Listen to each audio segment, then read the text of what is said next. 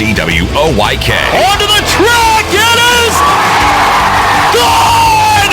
It's gone! Revs Baseball is brought to you by People's Bank, Wellspan Sports Medicine, Shipley Energy, Maple Donuts, Broadway Transmission, Flying Feet, Dasher Investment Services, York Mitsubishi, Kochman Kunkel Insurance Group, Heritage Lawn and Landscape Care, Rudders, Pennsylvania Lottery, PSECU, Kona Ice, York County Bar Association, and by Downtown Inc. Swing and a deep drive to right field. Watch this one go. He fires. Game over. Base hit. It's a fair ball. Swing and a miss. He struck him out. He slides. He's in.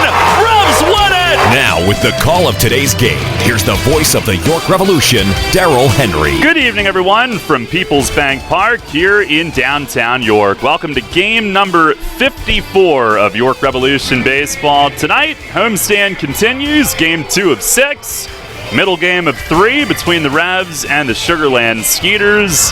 Right now, the tarp being removed. They had it on for just a few minutes for a passing shower coming through, but we should start right about on time tonight and should be good for a while here on a hot and muggy night here in York. Hi again, everybody. Darrell Henry alongside Brett Petrak. Welcome to Revs Baseball. The official start of summer is in a couple of days, but it feels like it here today. And again, they are removing the tarp, players coming out for warm-ups and planning for an on-time start. And it's been quite the week. The Revs come in tonight having won 7 straight, which is one shy of a franchise record.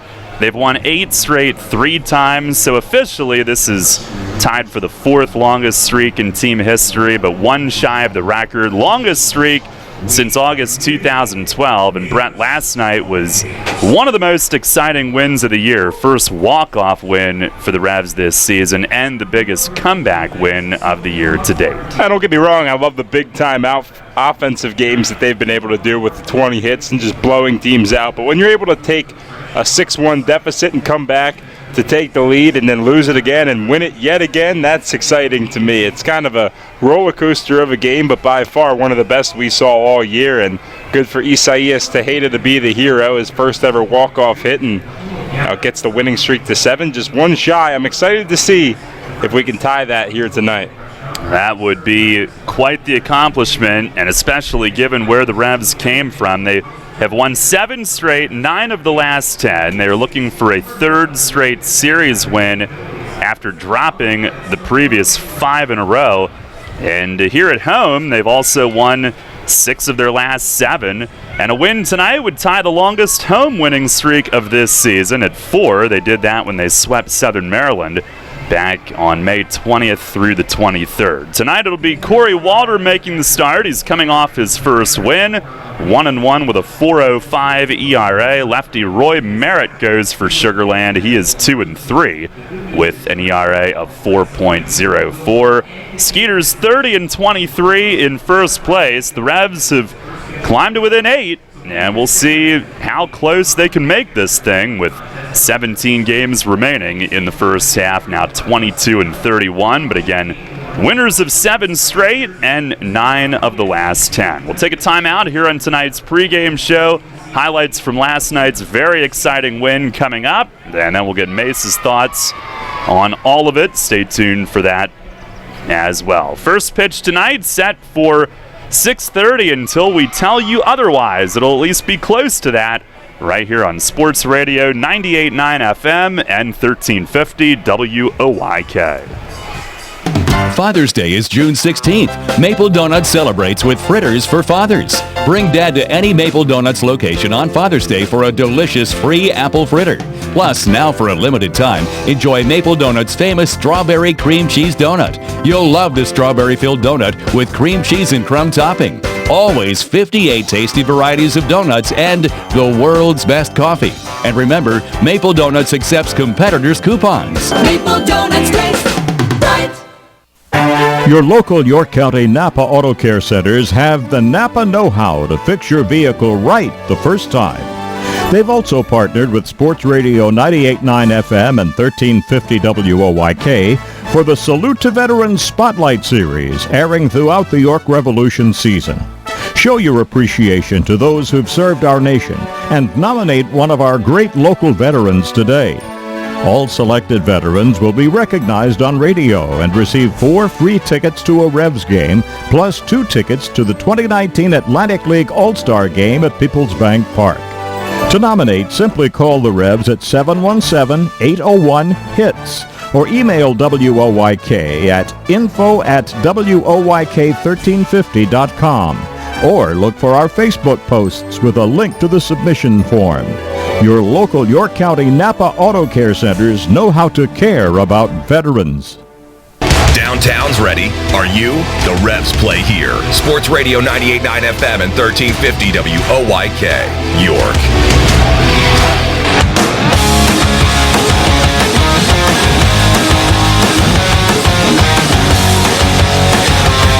Back here at Peoples Bank Park, Revs and the Skeeters tonight. Last night, a very exciting win, biggest comeback win of the season for the Revs. First walk-off win of the year, and now 7 straight in the win column.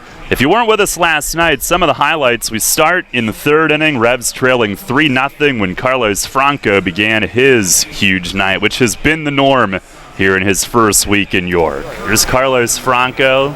First pitch, he swings, lines one to right center, Revs are on the board, base hit, Tavares over to glove it, Nash around third, he'll score. Carlos Franco, his 8th RBI in his first 7 games, and the Revs are on the board. It's 3-1. He's now had a 1-hit game, a 2-hit game, a 3, a 4, and a 5. Last night was a 4, but Sugar Land would extend the lead all the way to 6-1 by the 5th inning. That's when the comeback began in earnest. First pitch to him is swung on, hit the deep center field. Going back now is Tavares, still going back, and that one is off the wall. It's going to roll away. It's going to allow Franco to score. Tejeda's in the second with his 2nd double of the game. That one, if not hit to the deepest part of the park, would have been the first home run for Tejeda. But with his 2nd double, this being an RBI double, we'll take it. Dotel behind in the count, 0-2. Tejeda on second. 0-2 pitch, breaking ball, hit the center field. Going back is Tavares, still going back, and that one is gone! Wellington Dotel with the 2-run homer cuts the Sugar Land lead to 6-4. Tejeda scores, and the man's getting hot. Had one of the longest home runs that I've seen at Clipper Magazine Stadium just last series, doing it again to the same exact spot, that deep left center field. And then the following inning, Duke Von Schaman, a strong finish to his outing. The 0-2 pitch is on the outside corner, called strike 3. Duke Von Schaman picks up strikeout number 7. Yeah, that was his most of the season here to date in York. He went 6 last night, 6 runs, but only 4 earned, and battled to keep them in it. And then in the 6th, the Revs completely erasing what was a 5-run lead for Sugar Land. All Big 12 honorable mention, so a guy that pitched big D1 baseball. As Mesa lines one right up the middle, that gets through. Coming in the score now will be Skelton as Melky Mesa makes it count against the newbie, giving him quite the rude awakening to the Atlantic League and making this a one-run ball game at 6-5. The 3-2 to Franco, swung on, hit the opposite way. Will it get down? Yes, it will. Bounces twice in front of Phipps. He comes up with it. Mesa's in the score, and this one is tied. Carlos Franco with his 3rd single of the game. 2nd RBI single. The man just cannot get out. And the Revs come back from the 6-1 deficit to tie this one up at 6. Oh, he runs the count full. What an at-bat. Masterful from Dotel. The payoff pitch is swung on, hit up the middle, it'll get down! 1 runs in, here comes Franco, he's in! Wellington Dotel with the 12 pitch at bat gives the Revs the 8-6 lead! What a display of professional hitting from Wellington Dotel. He ends up at 2nd. It'll be a single, he'll advance on the throw. But what an inning this turned into. Now 4 runs scored. Well, and it ended up being a bit of a frustrating path from there because in the 8th inning, Jared Mitchell tying it with a 2-run homer against his former team, and the Revs unable to capitalize on opportunities in the 8th or 9th against another former teammate, Ricardo Gomez. But in the 10th inning, Sugar Land pushed their ghost runner, if you will, across the plate on a balk. Josh Judy got his cleats caught against the rubber, and a balk of all things, but he allowed nothing further. And in the bottom of the 10th inning, the Revs had Melky Mesa at second to start the inning. Nash advanced him on a ground out. And then it became a game of strategy. Pete Incaviglia electing to intentionally walk Carlos Franco. For Mace, that was an immediate call to Justin Trapp to pinch run, and an immediate stolen base. So the Revs got what they wanted. Sugar Land forced to bring the infield in. Second and third, Tejeda battling with Matt West. Got behind 1-2, battled it all the way full, and Isaias with his first ever walk-off hit in a Revs uniform. Revs down 9-8 in the bottom of the 10th. Second and third, one out. The whole infield in. The stretch. And the 3-2. Breaking ball, rip, base hit left field. Mesa is in, sending Trapp, Phipps the throw, he dives and he's in. Game over, and the Revs with their first walk-off win of the season. Isaias Tejeda is in a swarm in the middle of the infield.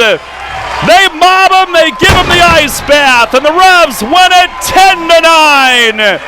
In the bottom of the 10th inning, a 7th straight win, their longest winning streak since August of 2012. Well, what a game last night indeed. It was a thriller. What might we be in store for tonight? It's Corey Walter against Roy Merritt, game 2 of the series against the Skeeters. And we are prepping to start here before too long. Lineup cards being exchanged at home plate. And skies looking quite a bit brighter overhead as warm-ups are in their final stages now. We'll hear from Mace. The Broadway Transmission Manager's report is coming up next. It's time for the big summer sell down at York Mitsubishi. This is Doug from York Mitsubishi, and I ordered way too many cars last month. My mistake is your chance to save big. I've got to move them off the lot pronto. So here's what I'm going to do about it. Take advantage of huge savings like the 7-passenger Outlander starting under $22,000. Or all these popular Outlander Sports starting under $20,000. Or get 0% for 60 months and $1,500 rebate. If it's ultra economy you're looking for, check out the Go-Kart on Steroids Mirage with over 40 miles per gallon, starting at just $12,990. And tech geeks enjoy the Outlander PHEV plug-in hybrid, starting at just $28,200 if you qualify for all state and federal tax incentives. As always, you get more stuff for less money and an industry-leading 10-year, 100,000-mile powertrain limited warranty. Top dollar for all trades? Where? At the summer sell down at York Mitsubishi, where Mitsubishi's always cost less. Around the corner of Route 30 and Roosevelt Avenue. Get pre-approved now at YorkMitsubishi.com. Catch the Revs all season on Sports Radio 98.9 FM and 1350 WOYK. First in York, first in sports.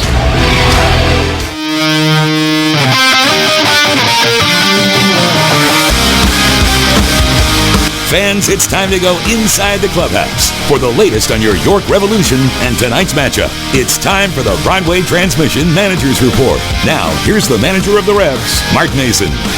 Hi, Mace. Well, a tremendous performance last night and a really gutty win for your team to come back, coming back from the deficit, also answering after Sugar Land tied it a heck of a game all across the board. Yeah, that was a fun one. A little nerve-wracking there at times, but it was a good win for us, and to come back from 6-1 down, says a lot about the guys too, and just the belief I think that they're having right now that they're just going to keep playing until they try to win the game the best they can. Tejeda got the winner. What did you see about his at-bat? It was a pitch before that really stood out to you, right? It really was. It was a 2-2 breaking ball that, sometimes guys will chase that, especially in a situation where you have the tying and winning run right there in scoring position. But he took that pitch, and, the way he took it, I said to Fletch, I'm like, that's a good take right there. So he's locked in to whatever. If he gets another one of those, it would have probably been ball 4. But, West, he made a pretty good pitch, Aaron, but I think it was up in the zone probably a little bit more than he wanted, and Tejeda put a really good swing on that. A big offensive night across the board. A couple of the other guys, Dotel, he's really starting to drive it. What are you seeing there with some of the center and left center shots that he's hit? I think it's just, he's letting the ball travel a little bit deeper towards him, and he's not going out there to try to get the ball like he was early on. Where we call them, where your rear end's out and you're kind of just swinging, way out in front, one-handed, flicking your wrists at it. So he's letting the ball travel, and he's squaring the ball up much more now than earlier. And then also Franco, his first week here, how impressed are you with the way he just basically plays pepper with, the whole field, not just the middle, but other way too? Yeah, I think that's the most impressive thing early in the count. There's no doubt he takes some good swings to, try to drive the ball, but with 2 strikes, he has a totally different approach, and we've seen a lot of hits to left field and left center from him with 2 outs. With 2 strikes, but, so he's not just trying to pull the ball constantly. He's given what they, he's taking what they give him, and he's trying to hit the ball where they pitch it. They had a couple of former Revs in big spots last night, late in the game. What is it like for you when you're managing against some of your former guys? Well, first of all, nobody left here on hard feelings at all. So you appreciate those guys for what they did for us when they were here and how hard they played and the contributions they made. You would love to see them be successful. Maybe not against you so much, but look, Ricky and Mitchell, they're good players. They are.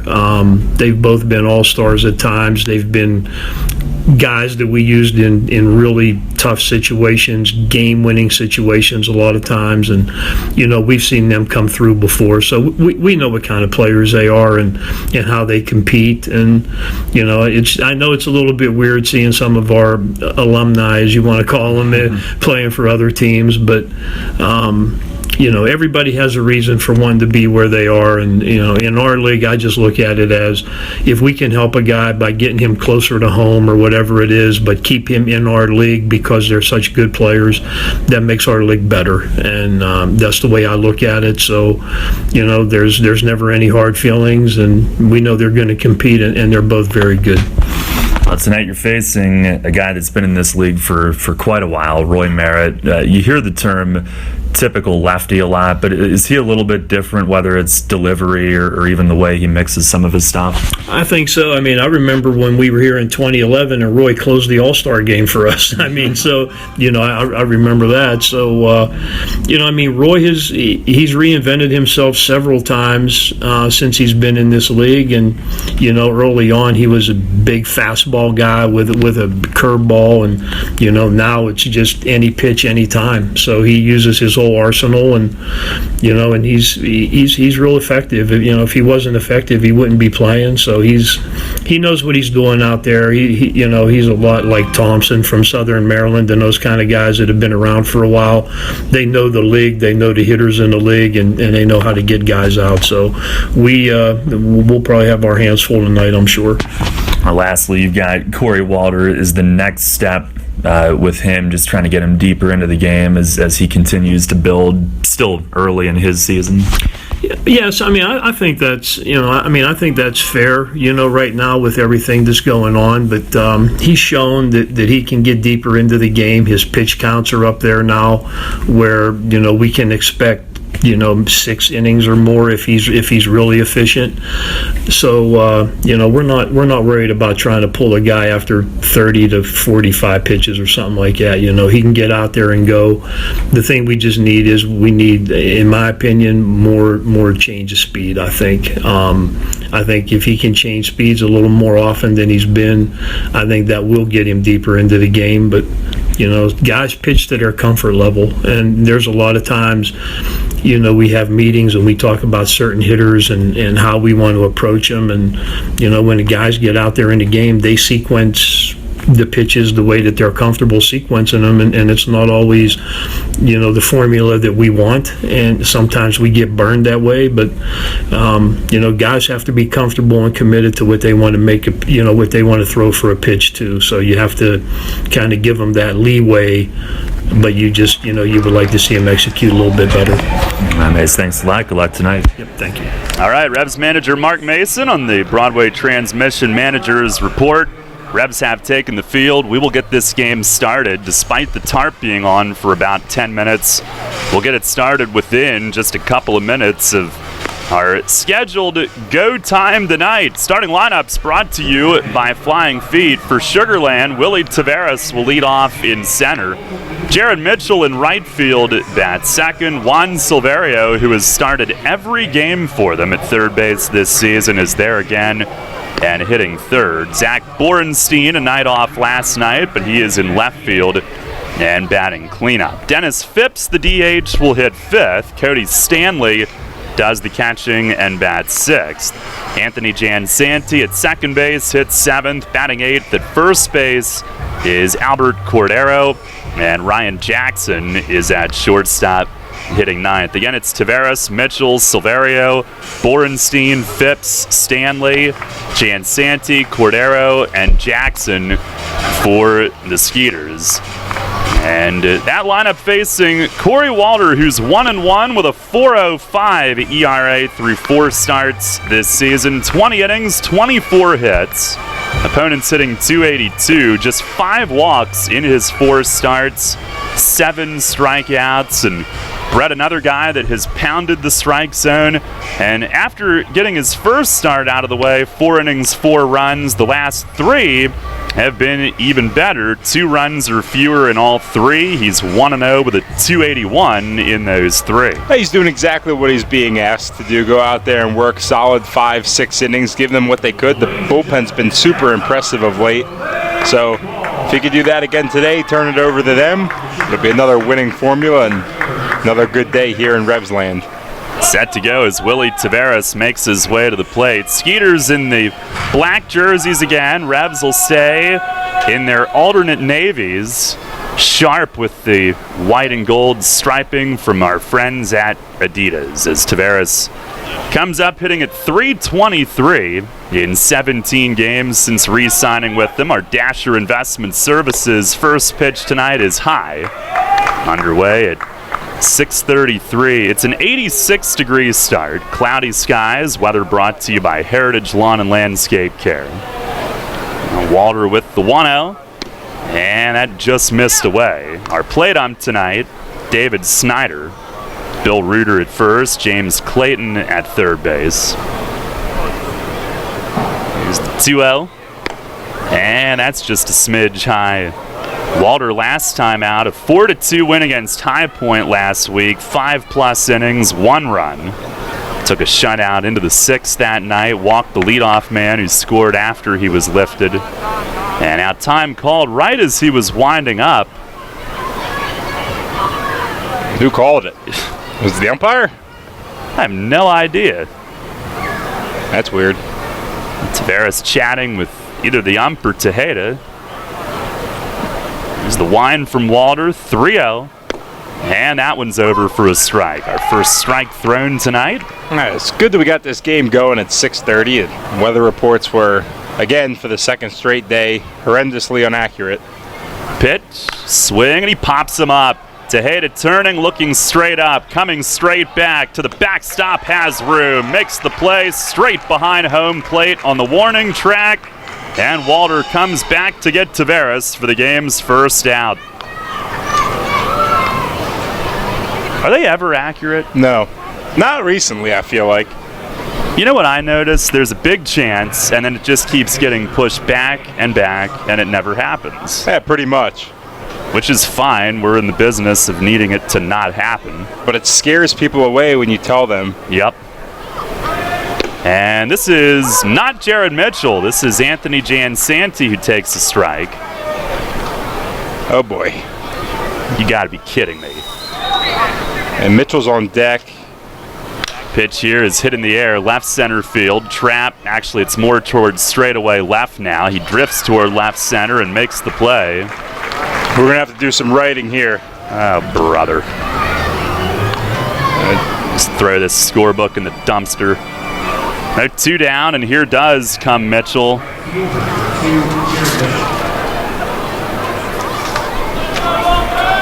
This is most definitely not the lineup we had.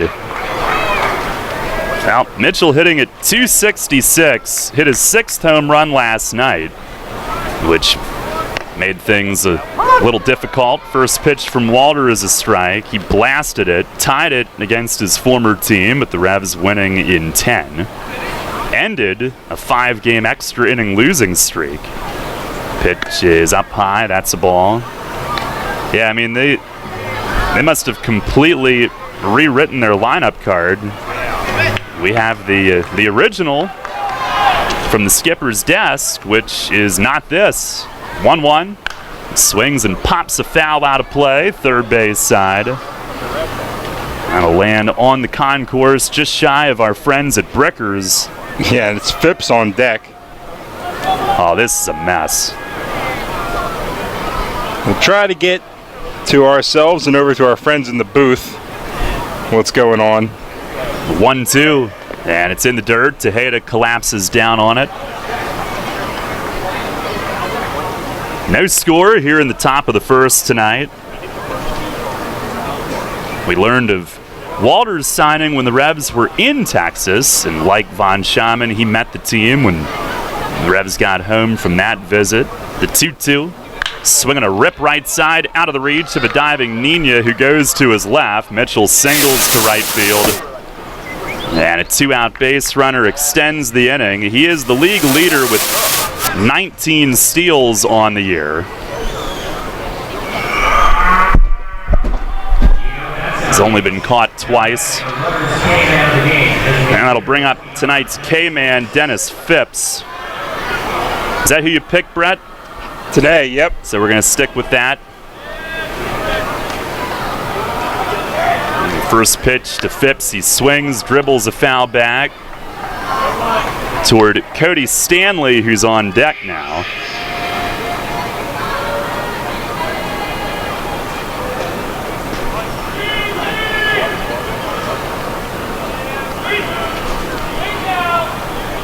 Phipps hitting at 255, 9 home runs. Walter the pitch, and it misses outside. You have some threatening looking skies off in the distance, but according to the forecast, not worried about much until much later tonight. It is muggy. 1-1, swinging a ground ball, rolled softly to short. Dent circles to his right, has to make an off-balance throw, and he got it across in time. Nash drop-stepping into foul territory with the footwork to get out of Phipps's way, and a pretty play from Dent to his right to end the top of the first. No runs, 1 hit, and 1 left. We've played a half inning. It's the Skeeters nothing, the Revs coming up. The Patriotic Party in the Park returns July 4th. It's the totally free, totally huge July 4 York, presented by York Traditions Bank. The home of your York Revolution celebrates Independence Day with York's biggest July 4 celebration beginning at 5 p.m. Bring the kids out for the Family Fun Zone. Climb the tallest wall in professional baseball with help from the Cave Indoor Rock Climbing. Jam to the jazz, rock, and pop sounds of performances by Big Boy Brass. Check out the Patriotic patriotic nostalgia of downtown York's vintage American flag display benefiting Veterans Memorial Gold Star Healing and Peace Garden. Then settle in for the giant American Town fireworks presented by Glatfelder Insurance Group. The rocket's red glare begins at 9:30 p.m. It's July 4 York, presented by York Traditions Bank. Details at july4york.com. That's july4york.com. Are you on your way to work right now? Trudging along, heading to the same job you're just not too enthused about any longer? Hearing this ad might just mean it's your lucky day. Give your career a reboot with the York Post Office. The York Post Office is now hiring rural mail carriers. Work in a fast-paced, dynamic environment. Hiring for non-career positions with career eligibility. Starting at $17.78 per hour with all eligible for health benefits. Suitable vehicle for delivery is required on some routes. Get your foot in the door on a new career today. Apply online at USPS.com. Cannonball Charlie's ready. Are you? The Revs play here. Sports Radio 98.9 FM and 1350 WOYK, York.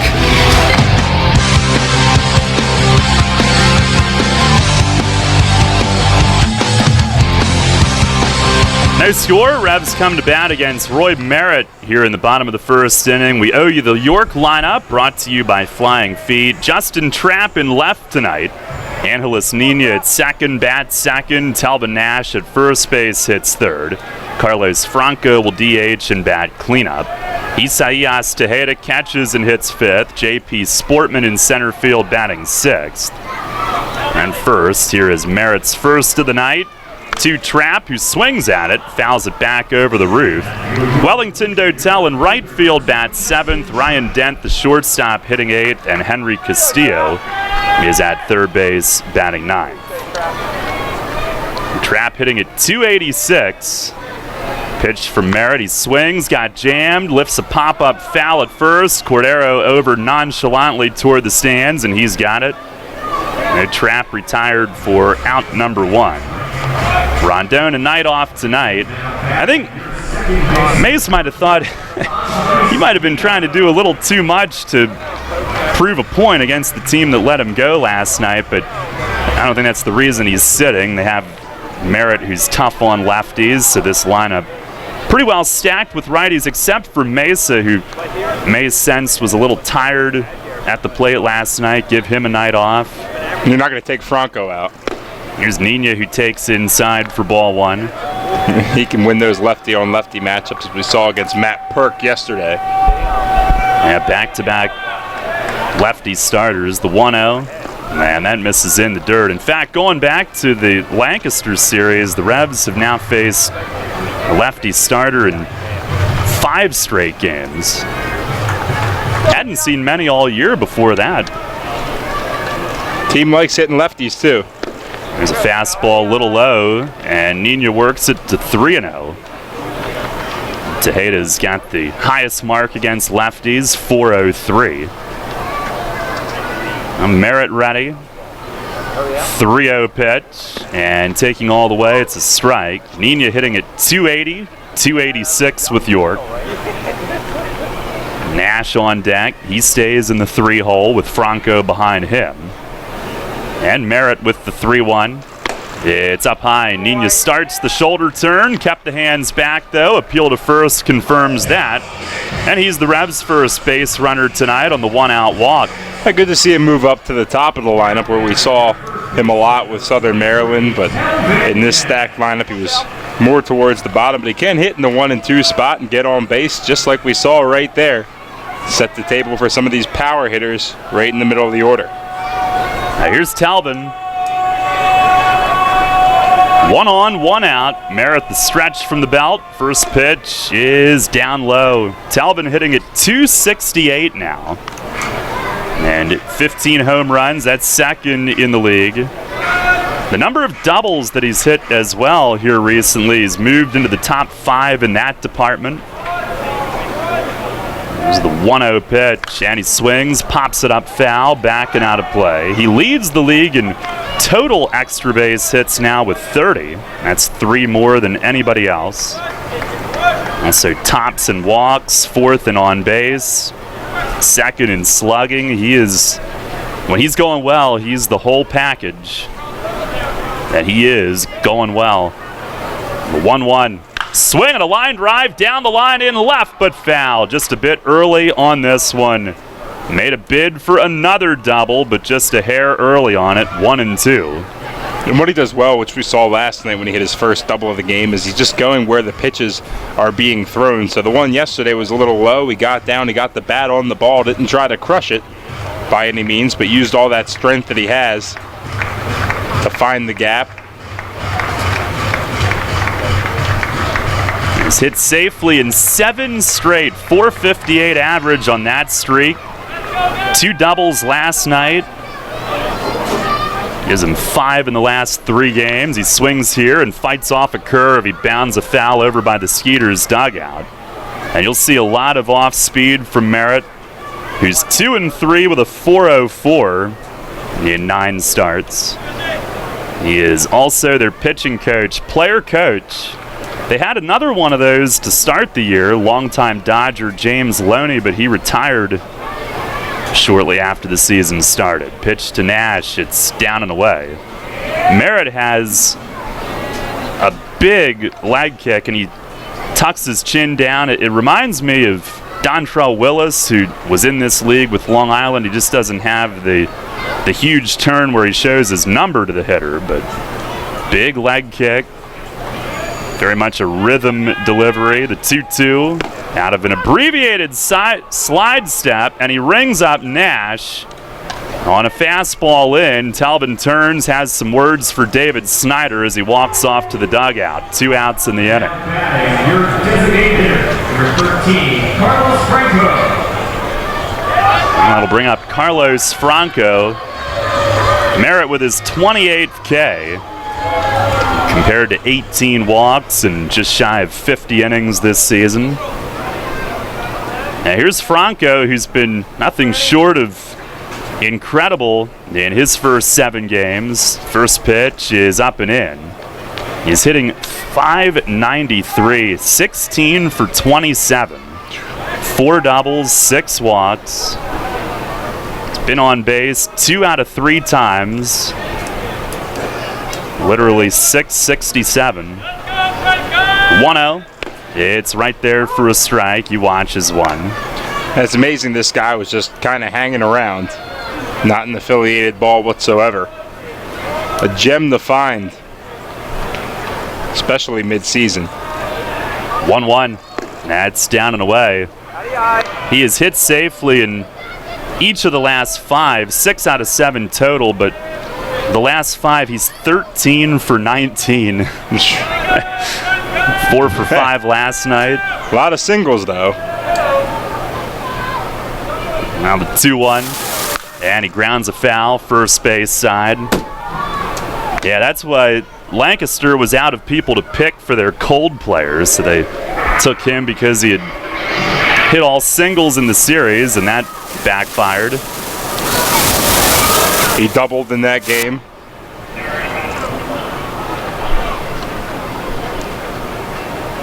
Left on left, stretch for Merritt, delivers, breaking ball, bounce foul. Down beyond the first base coach's area. Scoreless here in the first inning tonight.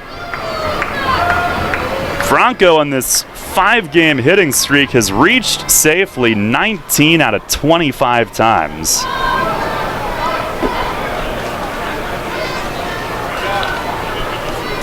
Merritt delivers. Swinging a drive the other way toward the big wall in left, and it's off of it. It's fair down the line. And Nina will scamper to third. Franco held to a single. Borenstein fires into second base on a hop, but it's another hit for Carlos Franco, who is now 14 for 20, hitting .700 on a 6-game hitting streak. That's just incredible. And there's no limit to what he can do. That one wasn't even a full swing, really. He just fought it off, went with the pitch, and that wall comes on you in a hurry. You can play with it. He did just that. Has so much strength. Hit about halfway up, fair by probably 4 or 5 feet inside the yellow line. Now he holds with a single, but he plays some wall ball, and here's Tejeda. First pitch is right there for a strike. Rebs trying to score first tonight. Tejeda, the walk-off 2-run hit in the 10th inning last night. 3 RBI game for him. Here's the 0-1. Breaking ball fouled against the netting. And Mace talked about the pitch that he laid off on 2-2. A slider, and that's when in the dugout they had a clue that he was on Matt West. And sure enough, the next pitch got his first career walk-off hit with York. Merritt ready. And the 0-2, it's down low. Another good take from Tejeda, who didn't even flinch at it. And Tejeda now 5th in the league in hitting at .320. Tied for second with 17 doubles. He had 2 of those last night. And that tied Eric Patterson for 3rd in Revs history with 79. Broke a tie for 8th in Ribbies with Scott Grimes. Pitch here is in tight. He jumps back. Merritt trying to move him off the plate a bit. He does like to dig in there, trying to take away that inside part from the pitcher. It's always good to get to an even number, too. Next double being 80. Always fun as he climbs towards 100. And he lays off down and away. Works it full. So now Franco will have the head start from first. No score. Revs trying to strike first tonight. Look at that Sugarland lineup card that we have updated. Yeah, it's all over the place. But we do have it. So there will be an update. A lot of crossing out for us. And a pitch in the dirt. Ball 4 to Tejeda. So he patiently waits out Merritt. The second walk of the inning. And that'll load the bases for another guy who is without question one of the hottest hitters in this league. Up and down the order, you can say that about a bunch of these guys. And J.P. Sportman, who last night climbed above the 300 mark for the first time since going 2 for 5 on opening night. He has hit safely in 16 straight. Longest in the league this season. And first pitch here with him loaded. It is over for a strike. Back-to-back 3-hit games for him. He's now hitting .403 on this streak. At .370 now in June. All of his home runs coming in this month as well. 0-1. And a swing and a miss. Went after a slider. Looked like a strike out of the hand. June 3rd, he was hitting .225. Now he's at .301. Quite the turnaround. Here's the 0-2. Swing, and he pops it up foul. This will get out of play. Lands up toward the skybox level. No score, but a massive threat.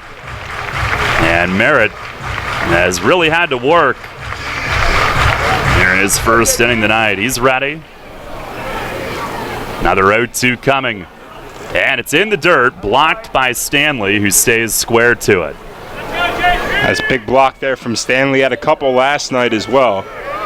Wearing a lot of balls in the dirt, but with the runner on third, it's what you got to do when you man that backstop position.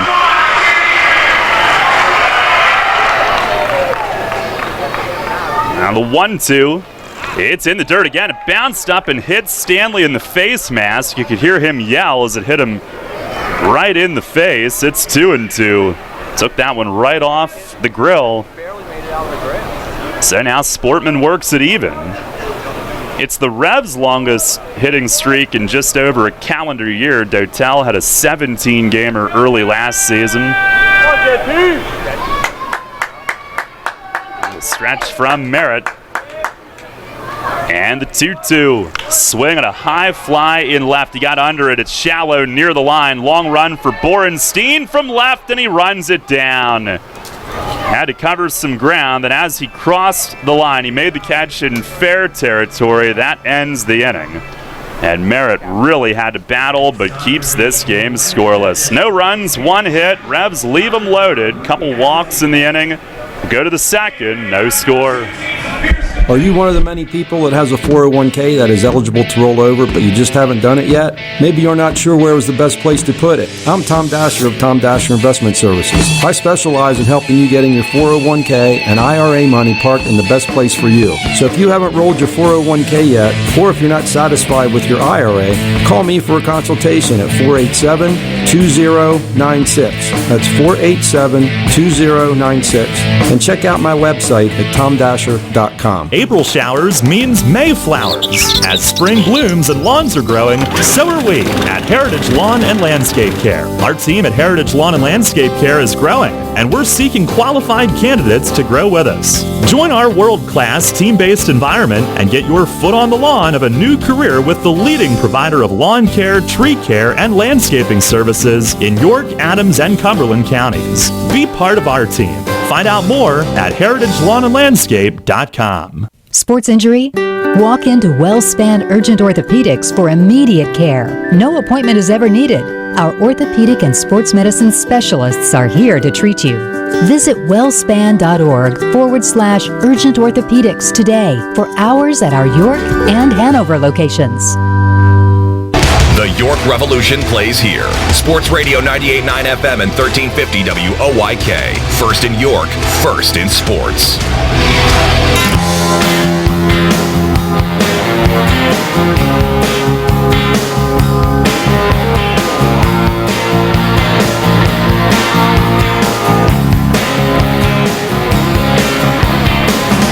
Head of the second inning, no score. Sugarland lineup card looks like it's written in hieroglyphics. They'd crossed out literally everybody except the 1 and 9 spots. So we'll update you. And in the first inning, Tavares fouled out. Jansanti's in left. He flied to left. Mitchell's in right. He singled to right. Phipps, the DH, grounded to short. So now we have Cody Stanley, the catcher, hitting fifth. And Walter's first pitch, fastball, it's a little low. Delivering out of some sunlight and then into the shadows that start at the front of the mound. There we go. There's the 1-0. And that's over the inner half for a strike. Stanley is hitting .272, 3 home runs, 20 knocked in. Pitch is just outside, two-seamer with some run, but Walter didn't get it. After Stanley, Juan Silverio is on deck. He's at third base, batting sixth. The 2-1, and it's a line foul, socked into the seats in right. Stanley well early on it. The bottom three, Albert Cordero at first, Jason Martinson at second, Ryan Jackson at short. Borenstein's the one that got scratched. Here's a ground ball rolled to second base. Nina's got it, throws over to first. That is out number 1. Borenstein was going to clean up. He got scratched, and that affected 7 spots in the order. It's hard to believe, honestly. How's it changed that much? Unless there's some kind of weird strategy that Pete Incaviglia uses. Maybe he got signed, I don't know. Analytics or something, I don't know. And not just Borenstein, but one position, just, hey, switch Phipps and put someone else in a DH if you want. And you're only missing 2. Pitch to Silverio, that's over the outer half for a strike. Looks like we got everything taken care of, though, for the most part. Scoreboard's back up, pitch counts up. All good from us. On the fly, flying by the seat of our pants. Here's a breaking ball, just missed away. Silverio took a big step toward it to watch it closely. People can say what they want about us. I'm not going to comment on it, but we do have a really good booth crew up here all the way around. Walter shakes off, ready, kicks and fires, and it's slapped the other way, base hit right field.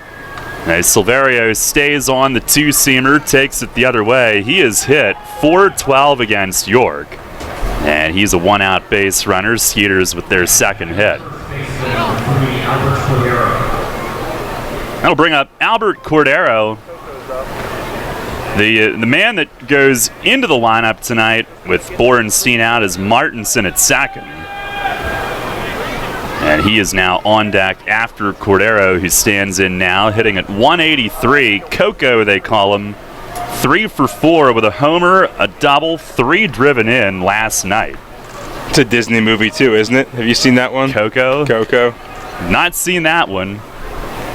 Pitch is lined the other way, but foul. And off the railing down the left field side as it hops out in front of Trapp and left. I haven't seen that movie either. Maybe the next off day. You watch Coco with your family? Maybe. They might be watching it right now, for all I know. Could be. I'm not too hip on Disney anymore. Don't have any kids. So far. You just wait. There's the 0-1. Swinging a bouncing ball. Right side, Nina to his left. Pivots, throws back to short. Dent the turn. It's in time with the catcher running, and Cordero's hurt.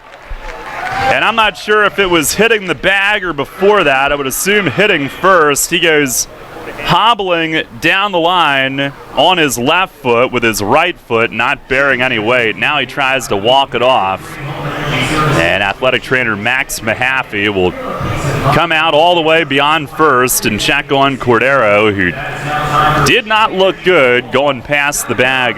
He did reach at the hamstring at the end. We'll see. No runs, 1 hit, nobody left. Didn't look like they'd have a chance to turn that, but they got it done. Now we go to the bottom of the second, still scoreless. The malls and the internet are filled with places that sell running gear. But where do you go for performance track and field gear, technical help, and reasonable pricing? Flying Feet.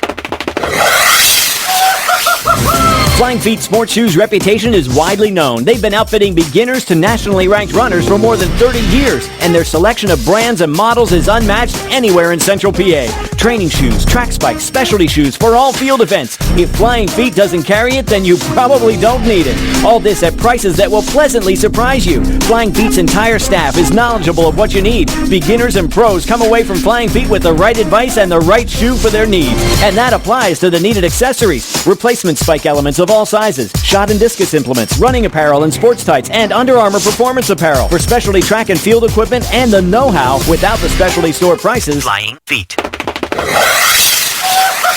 Just off exit 18 of I-83 on Mount Rose Avenue next to Battery Warehouse in York. With the new Express Sports football and car racing from the Pennsylvania Lottery, you can play your favorite sports at participating retailers, bars, and restaurants. Make your picks on your play slip, like touchdown pass on the third play, or the first 3 cars to cross the finish line, and watch the fast-paced lifelike action on the big screen. With drawings for cash prizes every 5 minutes, there's never a dull moment. Come on. Come on. Yes! Express Sports from the Pennsylvania Lottery.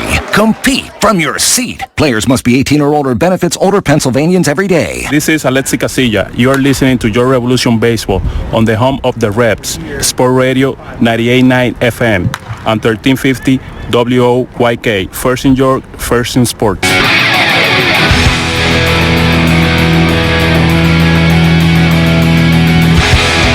As predicted, I forgot to take it out. As we go to the bottom of the second, no score. Dotel smacks the first one right at second, though. Martinson up with it and throws to first. 1 pitch, 1 out. Dotel hit it pretty hard, but on the ground right at second. Can't take anything out of our log here until we lose a game. No, that's true. So he will stay with us in spirit, Alexi. Should I keep the Maple Donuts Father's Day spot in, too? Yeah, why not? I mean, I got this stupid beard I've had just about enough of. Looks gross. Don't you dare touch it. I know, and the hair as well. I look like I'm in disguise of myself. Here's Ryan Dent, who watches a strike. Like I'm fleeing to another country, and this is the outfit that they gave me. Yeah, they won't notice you. Now Merritt the 0-1, and that misses low. You do have the salmon shorts on, which might give you away, but that's true. I mean, a lot of trademark. A lot of people wear salmon shorts there. It's not just me. Do they? Gibby does as well. He wants to coordinate a day that we can match. Here's a swing and a miss. Change up from Merritt. I'm going to look like a whole new man when I get this all cut, though, so I'm kind of excited for that. At least you have something to look forward to. Cordero stayed in the game. He's still playing at first. This is the 1-2, and that misses down and in. So I don't know if he rolled an ankle. It looked like he reached back at the hamstring, but either way, he's good to stay in. They only have a 2-position player bench, and Borenstein was a late scratch. Pitch is just inside. And that was close to the one that rung up Nash in the first inning, but Dent works at full here. Maybe the little argument from Nash opened the eyes of Dave Snyder. Merritt sets on the back leg, kicks and fires home, and a swing and a dribbler left side, and through the hole it finds the opening. Base hit for Dent. Silverio to his left, couldn't reach it. And Jackson from short going toward the hole, couldn't get there either. 1-out single. I'm going to bring up Henry Castillo, who Mace has made a point to get off his feet quite a bit more so in recent games. He had been playing every day for a couple of weeks, many of those games at short when Dent was hurt. And they really asked a lot of him on that stretch. Trying to get him rejuvenated. He'll bat from the right. First pitch, he swings, loops one the other way, down the line from first, but it's foul. And Henry just sort of meandering down the line, holding his bat. He knew that that one was outside the chalk. Comes in hitting at .287, 6 home runs, 4th in the league in doubles with 16, tied for 5th in extra base hits with 23, along with Melky, in fact. Merritt delivers, and a swing and a foul over the first base side and out of play. No score here. On our York Mitsubishi out-of-town scoreboard earlier today, Lancaster was down 4-3 in the 9th. They scored 4 for the lead. They had 2 outs, 2 strikes in the bottom of the 9th inning, and rookie Frank Nigro took Cody Epley deep, game-tying 3-run homer. Pitch is lined toward short, and that's out of the reach of Jackson. Dent will now hustle to second, and it's a base hit to left for Castillo. Kind of a jam shot liner, and Jackson reaching to his right and then tumbling after it was just out of his reach. First and second with 1 out. There's a good read from Dent. The way that ball was hit, he had to retreat back to first, but kept his head looking into left and made it over to second. Back-to-back 1-out base hits. Guy Justin Trapp's been hitting the ball pretty well too, getting an opportunity from the leadoff spot. Not typically an RBI spot, but in this situation, chance to add on to already 11 that he has accrued in limited time this year. Digs in first and second. The pitch from Merritt, breaking ball, and he snaps it over for a strike, back door. So High Point tied that game on the homer by the rookie down to their last strike. Lancaster didn't score in the 10th. High Point did. Won at 8-7. Pitch is popped up.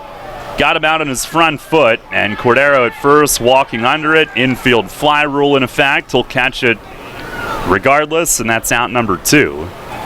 Trap pops to the first baseman for the second time tonight. So Lancaster has lost 6 straight. 8-7 in 10. Hector Gomez had the walk-off single. And that one would, down to the last strike, that would remind you of the one we endured in Sugarland last month. Here's Nina, who walked in the first inning. No score, bottom 2 tonight. And Merritt delivers. Swinging a bouncer foul, third base side. Merritt, a former Mets farmhand, and initially was in this league with Somerset.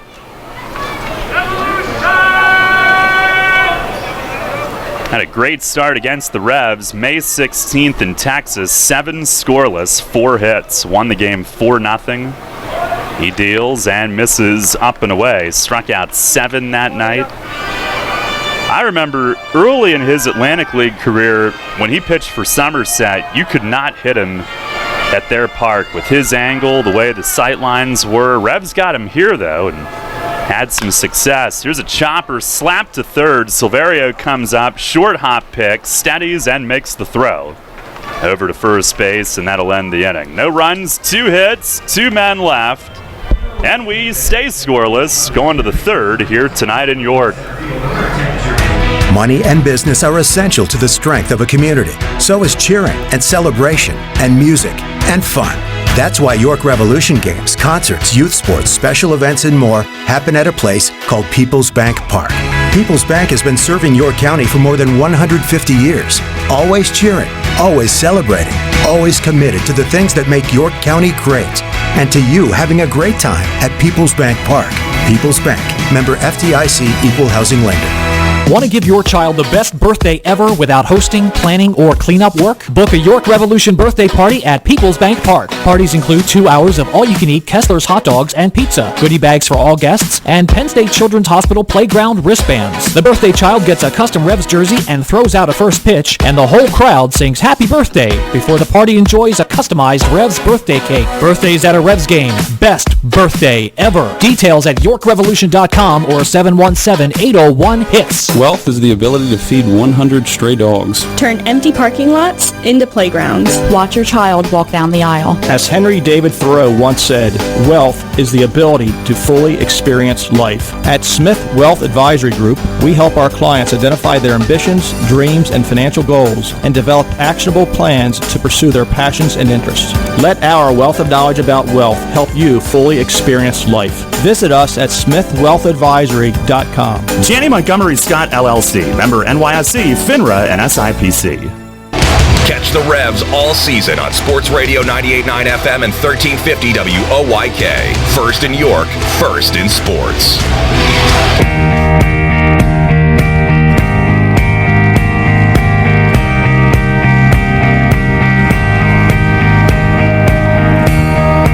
No score. We start the third inning. Jason Martinson will lead things off.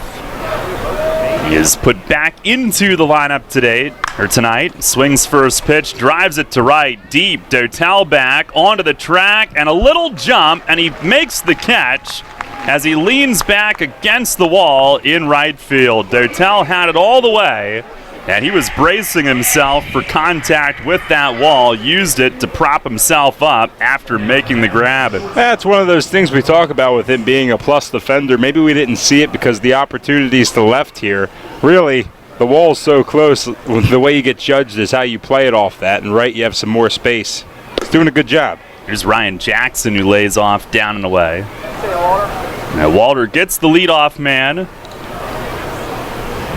Jackson hitting at 267. Pitch to him. He swings and fouls it against the netting.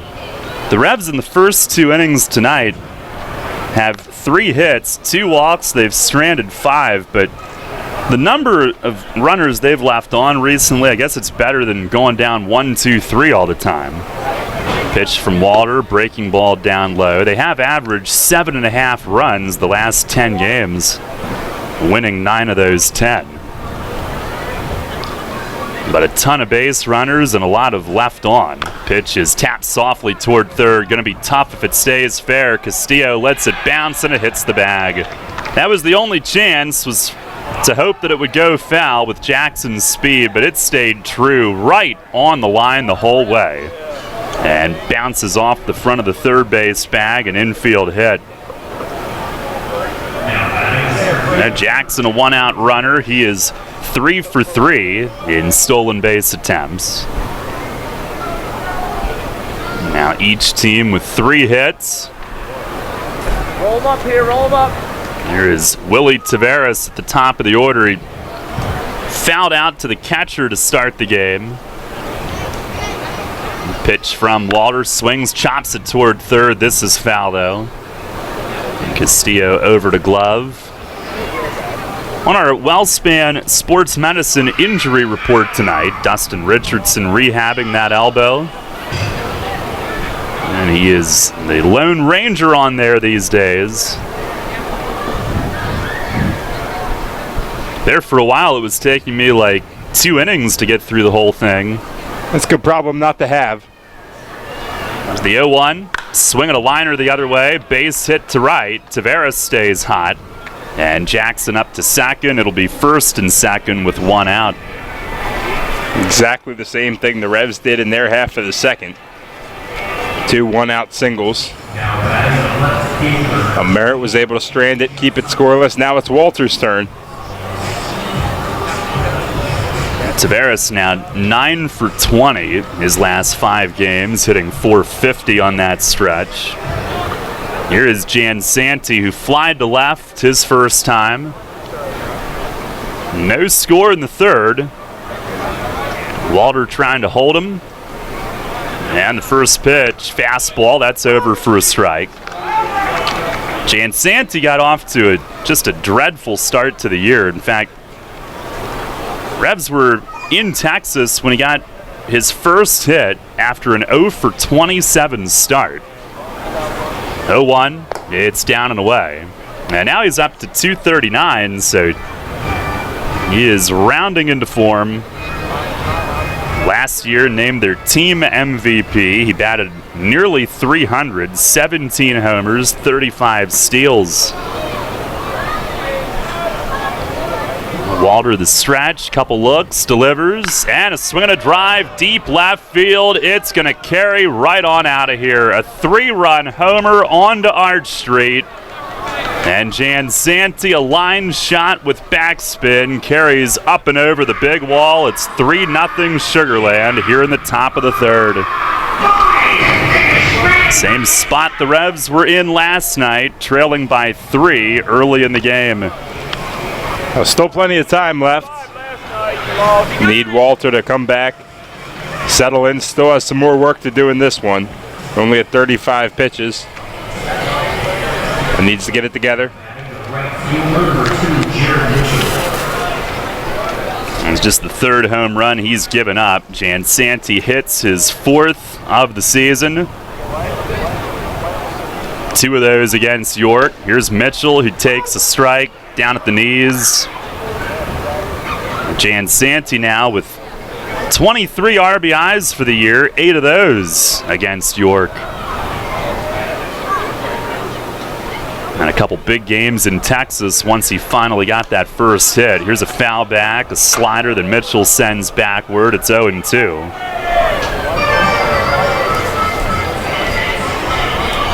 3-0 Skeeters lead. And that is Jan Santi. He tries to yank it, jerk it to left. Sat back on it, back-legged it. Had plenty of carry. Pitch to Mitchell, tails away, a 2-seam fastball. Now 1-2. Mitchell a single to right, his first time up. Last night, 1 for 4 with the game-tying homer. Pitch to him, that's buried in the dirt, and it's now 2-2.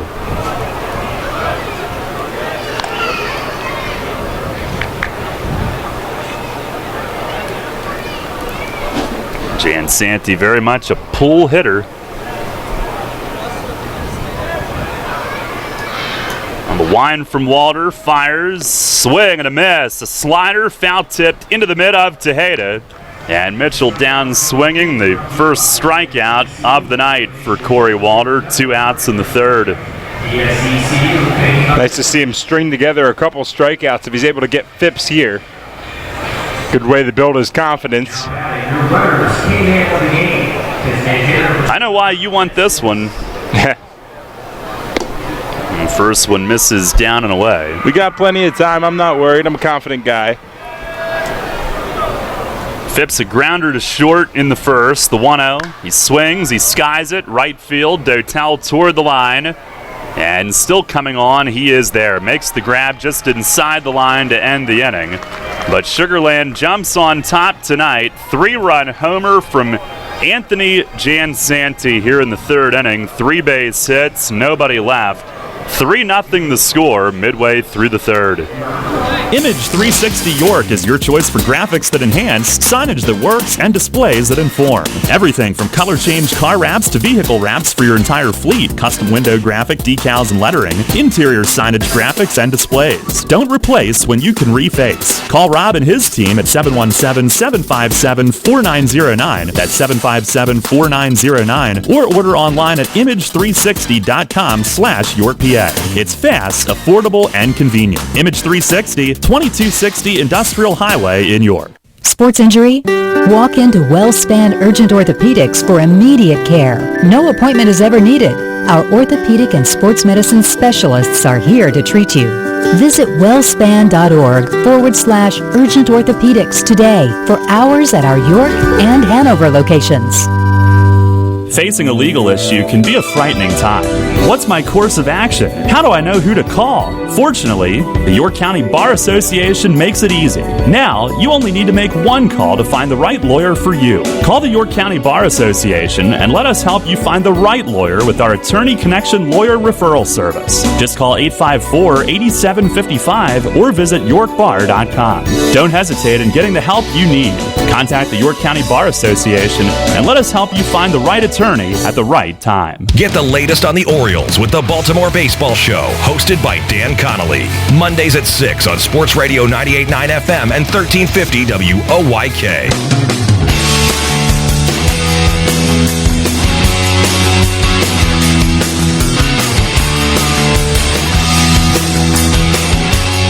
Three 0 Sugarland. We go to the bottom of the third inning. I believe hanging slider that Jan Santi got, and hitters will tell you that is one of the pitches that lends the best to getting the trajectory, the backspin that you need to launch one over the fence, and that is exactly what he did. And Talvin Nash will lead things off here in the home third. Nash, Franco, Tejeda trailing 3-0. It's where it started last night. First pitch is inside from Merritt. And then ultimately trailed 6-1 last night before starting the comeback, the biggest of the year. Revs came back from down 4-0 in the first week against New Britain, but came back from down 5 last night as Nash bounds one foul, and Silverio from third going into foul ground runs into James Clayton, the umpire, and now won't let go of him. Hugged it out. I wonder if I believe they had some issues on the strike zone last night, so now it's all behind them. After that bro hug, Merritt the 1-1, and it's a called strike. Backdoor slider, and that draws a look from Talvin. It was rung up on a pitch that he thought was inside in the first inning. Not overly pleased early tonight is the big man. Merritt to the belt and delivers, and a slider just missed down and in, and that might be Talvin getting the ear of David Snyder that helped there. He would have been quite hot if that one rung him up, but it was close, especially with 2 strikes. Might have been low. Merritt the pitch, and a fastball, strike 3 called, and Nash stands there and slumps his shoulders. He has yet to leave the batter's box. Still standing there staring down. Spits out his snack. And now heads to the dugout as he has been rung up for the second time in as many at-bats tonight. He didn't like either one. That one looked low, to me at least, from up here. Yep. Here's Carlos Franco, who singled off the nemesis in the first inning. First pitch, he swings and misses. 3-0 the lead for Sugarland. Franco coming in tonight, his on-base percentage on the 5-game hitting streak, which is now 6, .760 as he swings and loops a foul out of play, third base side. His overall average with that first inning single is now .607. He is now 17 for 28 with York. 17 hits in 7 games and 1 at-bat. Unbelievable. 0-2.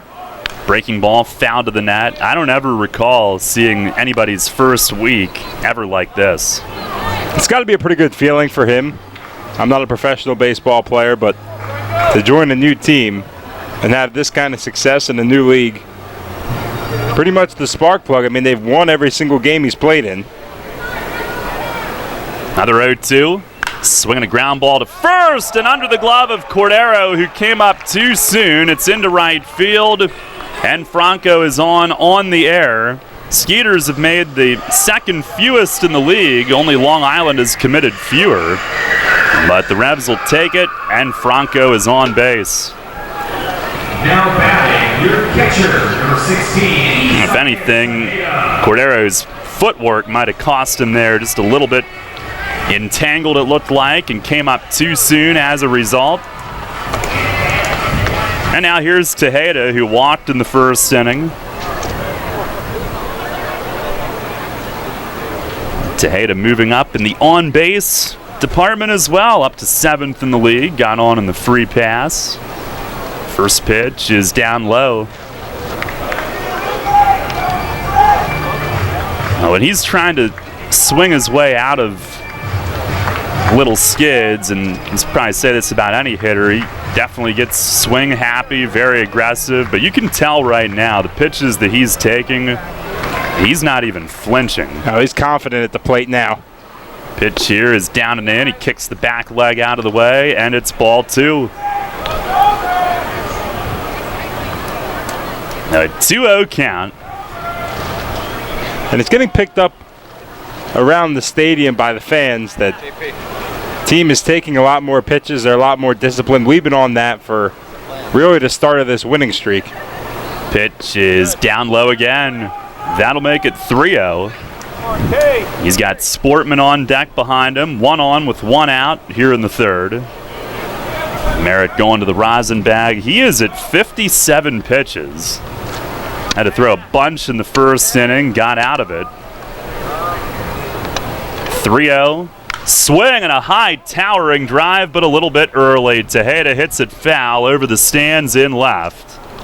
And that'll land on Arch Street as it bounces up beyond the Kona Ice stand. Had the green light, and just a little early on it. 3 balls, 1 strike. Franco held by Cordero. Pitch is chopped toward third. Short hop picks Silverio. Fires to second for 1. Martinson has time with the catcher running and turns it on to first to end the inning. No runs, no hits. 1 error, nobody left. And we'll go to the 4th. Brett with the play-by-play. Skeeters on top, 3-0.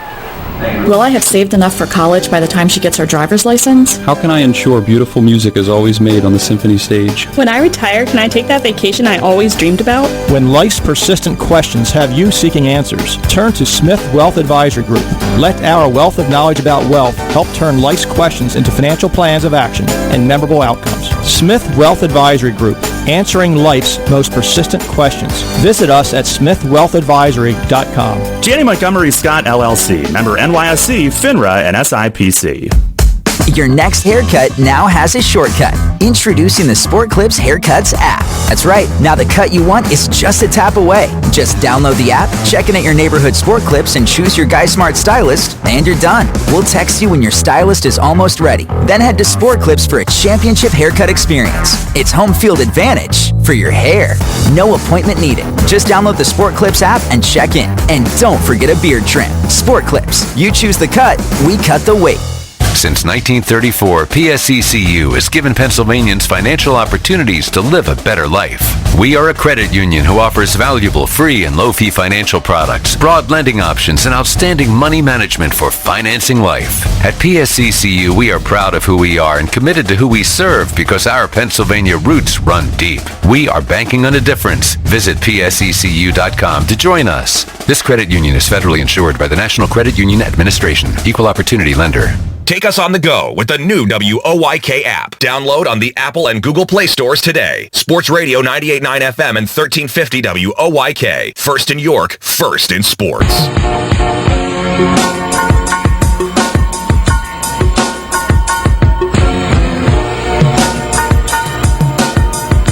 Top of the 4th inning here at Peoples Bank Park. York trails Sugarland 3-0. First pitch to Cody Stanley is taken low for ball 1. A second consecutive day for York to look to play comeback.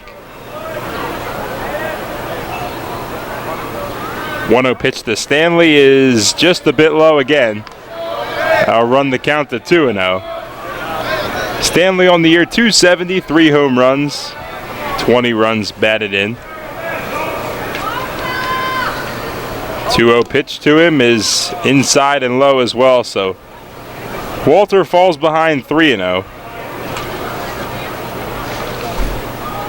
Stanley was 0 for 5 last night as the 3-0 pitch sails in there right down the middle for strike one. Former 4th round pick out of North Carolina.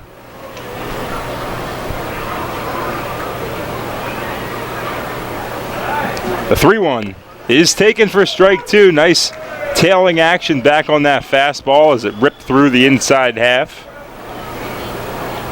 That'll run the count full.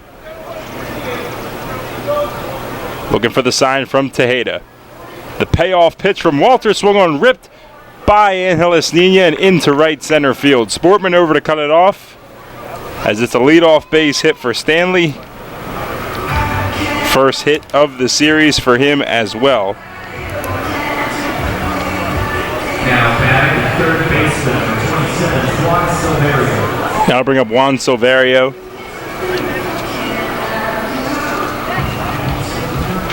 A nice night so far here at People's Bank Park. It's a little muggy to start, still a little hot. Rain has stayed away though. Stanley takes his lead off first. The first pitch to Silverio is high. Fastball at 90 miles per hour for ball one. Silverio yesterday was 2 for 6. He had a 2-run home run to left. Pushed the lead to 5-1. Again, the Revs with a nice comeback. 1-0 pitch, swung on, hit the same spot. Deep to left field, going up, but stays in. Off the wall, Trapp tries to barehand it. He'll throw in the second to keep Silverio at first, but it'll be runners on the corners with nobody out here in the top of the fourth. An identical swing from Silverio. This time just didn't get it high enough as it hit the top crest of the white lining of the WellSpan Health sign. It's back-to-back singles to start the inning for Sugarland as they threaten again in this inning. Put up 3 back in the third. Hit number 7 for them.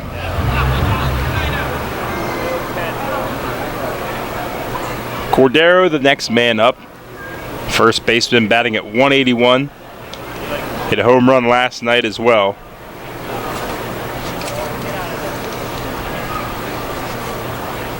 First pitch from Walter, breaking ball hangs outside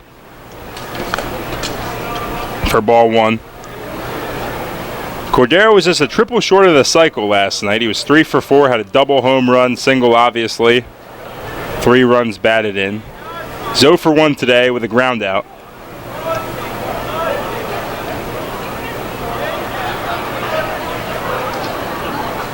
The 1-0 is outside.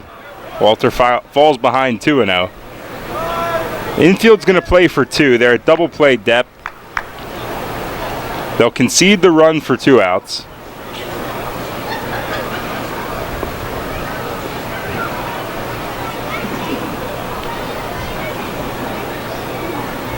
Long look in now from Walter. 2-0 is swung on, foul back to the screen. They get strike 1 on him. Cordero last season set career highs in home runs and runs batted in. He played catcher, third, second, and first. Was at the Atlantic League All-Star game on Long Island.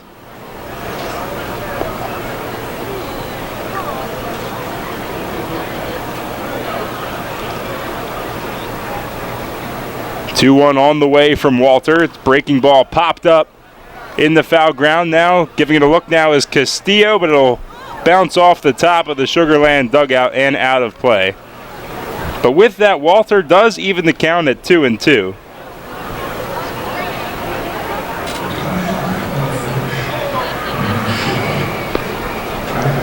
Cordero also had a 5-hit game last year, which tied a Skeeters single game record.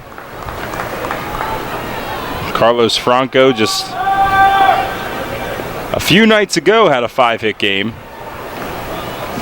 for the Revs, so could have been looking at history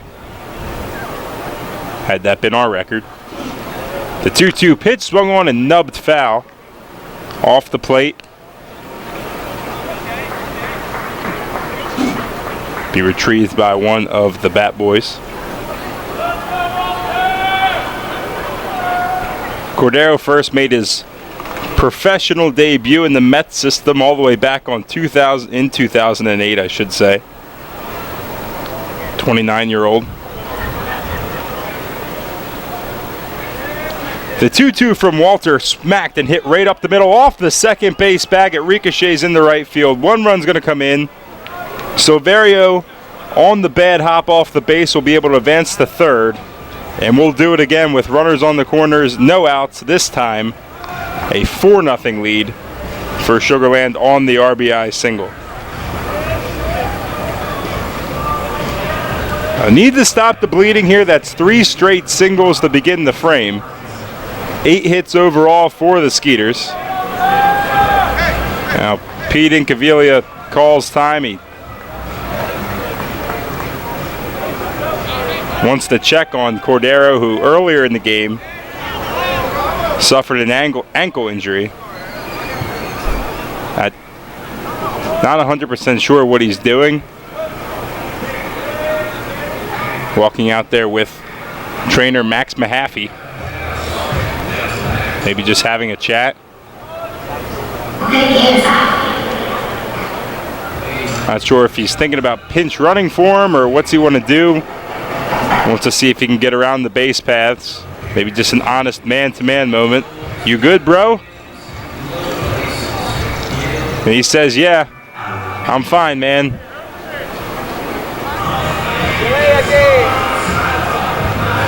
Cordero makes his way back to first after a nice bro moment with Pete Incaviglia. Now, we'll play baseball again. That'll bring up the second baseman, Jason Martinson. Again, runners on first and third, nobody out. Sugarland already adding 1, they lead 4-0. First pitch to Martinson, swung on and popped up in the foul ground. Telvin Nash will give it a look down the first base line, but it'll find the seats for strike 1.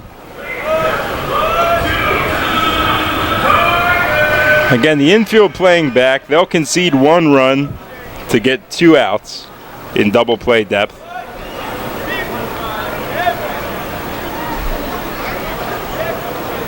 Just need to get something going. The 0-1 is taken low and a little bit outside for ball 1. That'll even the count. Lights on here. No more sun beating onto the field. It's straight cloud cover.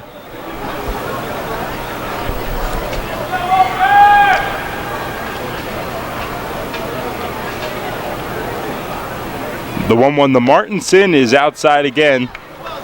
He falls behind 2-1. Phil Walby now takes a stroll down to the Revs bullpen. Saw him start a few games, but figures to factor in as a reliever. He'll get warm. 60 pitches on the day so far for Walter. The 2-1 is a check swing. Did he go? Yes, says the home plate umpire, David Snyder. That evens things up at 2-2.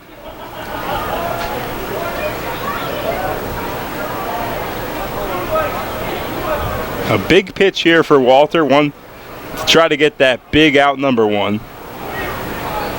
2 because you don't want to fall behind 3-2.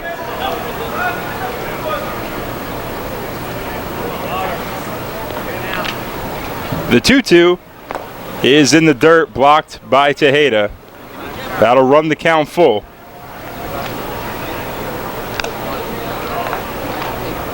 I thought that pitch was big. This one even bigger. Do not want to walk the bases loaded, especially with no outs. We'll see who gives in. Martinson, a good power hitter, so can't give him anything too fat. Payoff pitch is inside, ball 4. 4 straight base runners to reach. Now for Sugarland. And that'll bring up shortstop Ryan Jackson. You do have the force out now at home, which is one positive. Not sure how they'll line up. Might still be the same kind of mentality. We'll give you a run if it means getting 2 outs. That appears what they will do. Nash will be in a little bit. Castillo on third. And he's about even with the bag. So if it's hit hard enough, might be able to make a play. And Jackson, 274 on the year, no home runs, 10 batted in.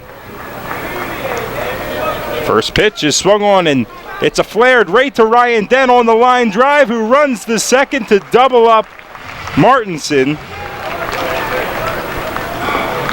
And man, that is exactly what they ordered. Hit off the end of the bat. Way too aggressive. That was actually Cordero leading off of second base. He was way too aggressive off. Couldn't get back. Is then able to field that. Run back to second to get the first 2 quick outs in this inning.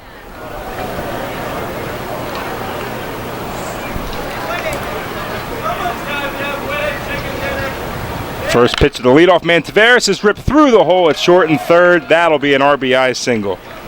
Taveras remains hot. First pitch swinging, drives the lead to 5-0.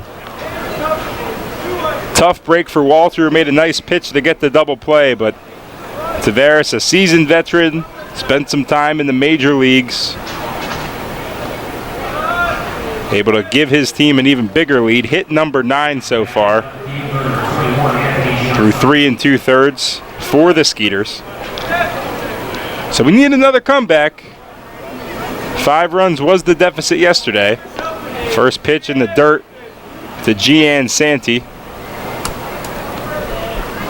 Skeeters left fielder. Hit a 3-run home run last at bat. Tallied all 3 of the runs last inning. First 3 runs of the game for Sugarland.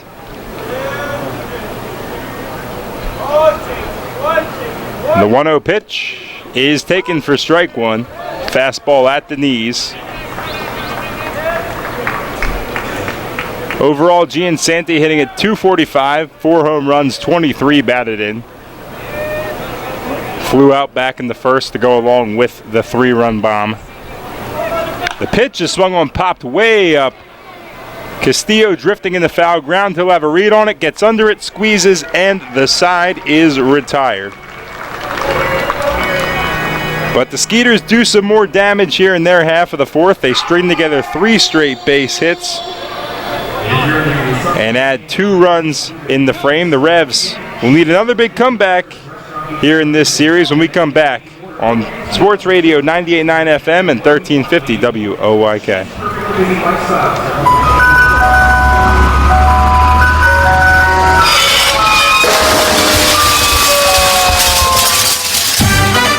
Tired of hearing that music? Especially when you already have that same ice cream in your freezer. Try something new and amazing with Tropical Shaved Ice. On Monday morning after the big company event, do you want the buzz down the hall to be, how awesome was this year's company picnic? Then crush boredom and bring on Kona Ice with over 32,000 flavor combinations. This is not your typical lackluster snow cone. Their flavors are bold and delicious. Fuzzy Navel, Margarita, Blue Hawaiian. Kona Ice is dairy-free, gluten-free, and they even offer flavors that are sugar and dye-free. No party is too big or too small. They can serve up to 1,000 people per hour. They have party packages starting as low as $100. To add more excitement to your next event, find them online. At Donegal, we understand there are many costs associated with running a business. That's why Donegal works with you to provide quality insurance products based on your business needs, and why we deliver that insurance at a price to fit your budget. Call your local independent Donegal agent today and discover why, when it comes to insurance for your business, Donegal is a better value. Contact Kochman Kunkel Insurance at 717-854-0300 or stop in at 3217 East Market Street, York. Locally owned and operated by Pam and Rudy Kochman. Kochman Kunkel Insurance. Listen live and on demand with the new WOYK app and online at 989WOYK.com. This is Hall of Fame third baseman Brooks Robinson. You're listening to York Revolution Baseball on Sports Radio 98.9 FM and 1350 WOYK. First in York, first in sports.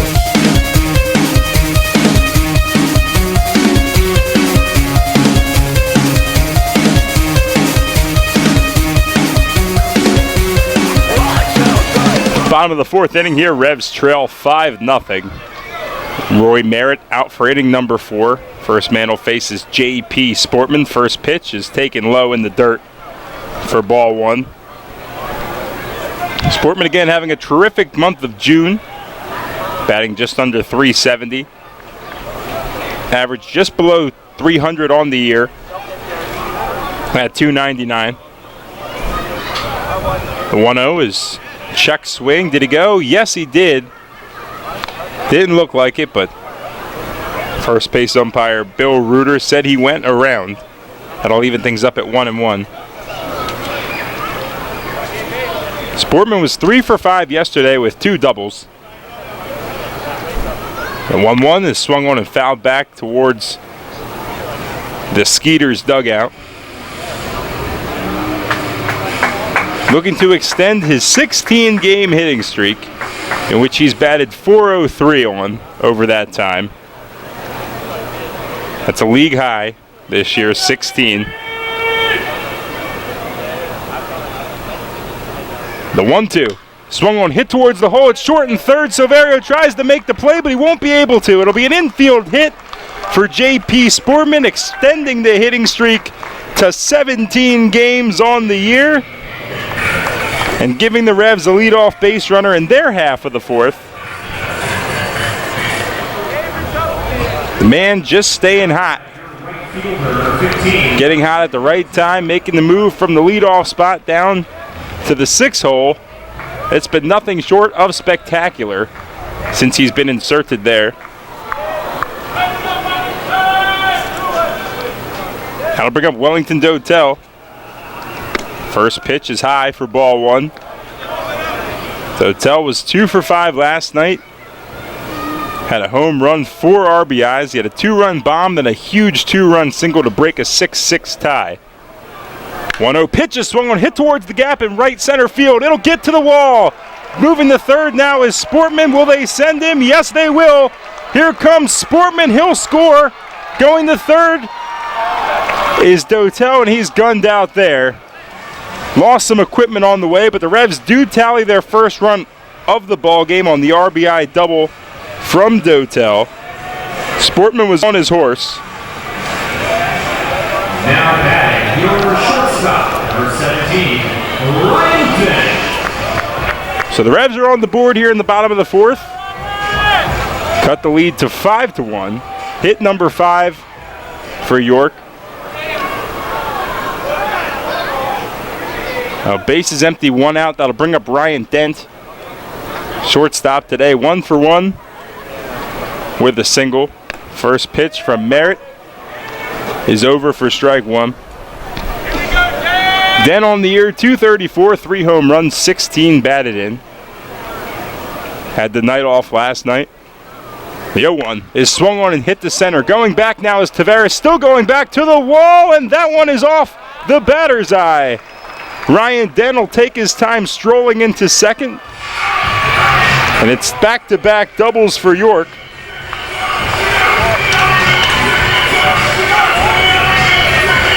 Dent 2 for 2 today, a single, now a double. Gives the Revs a runner in scoring position, still just 1 out. Saw the impressive comeback last night. Would be even sweeter if they could do it in back-to-back days.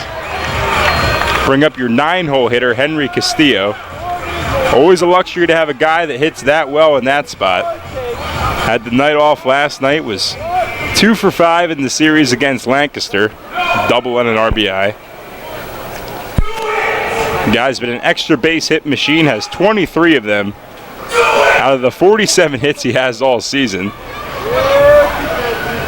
Just under 50%. Not great at math, but I can do that one.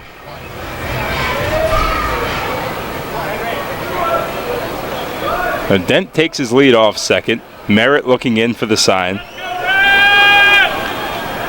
First pitch to Castillo, swung on, hit towards the gap in right center field. Going back is Mitchell, and they'll have a play reaching up over his head.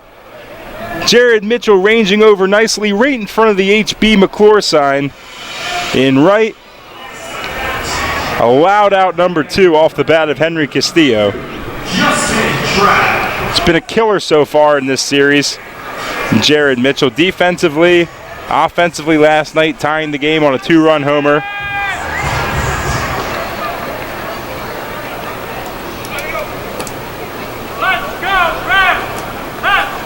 Now bring up Justin Trapp back to the top of the order for York. Breaking ball comes back down for strike 1.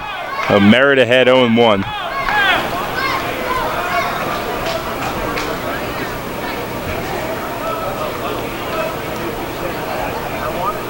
The 0-1, the Trap is out. Nope, not outside. It's on the outside corner, according to Dave Snyder. So Trap behind 0-2. Merritt working quickly from the stretch. The 0-2 pitch to Trap, swung on, hit on the ground to Silverio. He's up with it, takes his time, fires across the first dugout by Cordero on the big scoop. In time to retire Trap and end the inning. So 5-3 on the putout. Keeps this thing locked at 5-1. The Revs able to put up that run on an RBI double off the bat for Wellington Dotel, but still tons of work to do as they trail this one 5-1. Looking for a drool-worthy auto loan? Hello, I'm Sue DiStefano, President CEO of First Capital Federal Credit Union. Give Fido the ride of his life in a new car, truck, or SUV. With an interest rate as low as 3.49% APR and flexible terms, we can make it happen. Speak with a loan officer today or apply online at firstcapitalfcu.com. First Capital, putting you and your county first for 65 years. Federally insured by NCUA. First Capital Federal Credit Union. Shipley Energy is more than just an energy company. We're a family tradition. Our goal is to provide outstanding customer service and to make energy easy for you. From heating oil and propane to natural gas and electricity, our team can help. We also offer HVAC services, installation, maintenance, and service plans to keep your home safe and comfortable. In addition, our team can improve the quality of water in your home. To learn more, visit ShipleyEnergy.com or call 855-5-SHIPLEY. We make energy easy. You trust AAA to work at every mile. But AAA doesn't just cover your car. They can also cover your home. AAA Home Insurance protects every square foot. And when you add AAA Home Insurance to AAA Auto Insurance, you get more protection and more savings. Insurance that's not just insurance. Talk to your local AAA insurance agent today or visit AAA.com to learn more about AAA Home Insurance.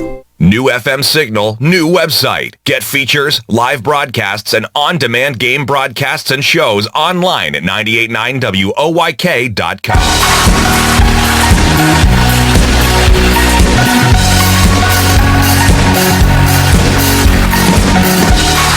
5-1 Sugarland, our score as we get set for the top of the 5th. First pitch from Walter to Jared Mitchell is fouled off towards the Revs dugout.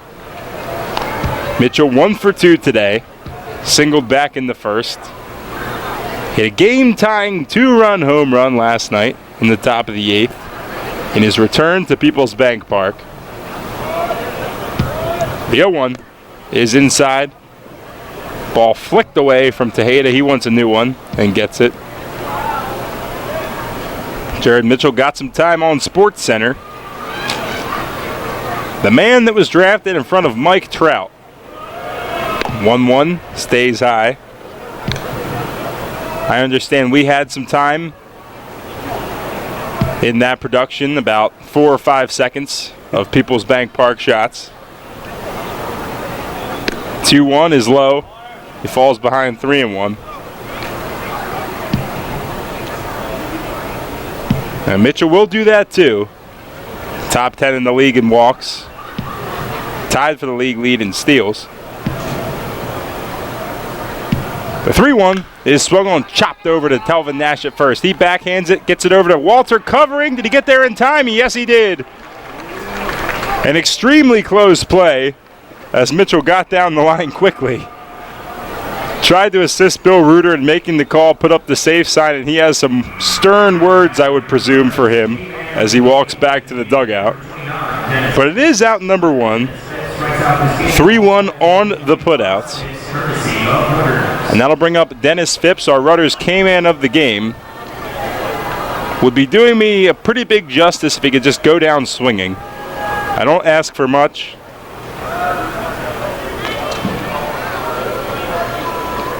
First pitch to Phipps is swung on, hit to center field. Going back is Sportman, still going back to the wall. Looks for it, gets up, jumps, and he can't make the play. It's out of here. J.P. Sportman doing everything he could to try to steal that one, but just too deep. As it's home run number 2 on the day for the Skeeters. This one a solo shot driving the lead to 6-1.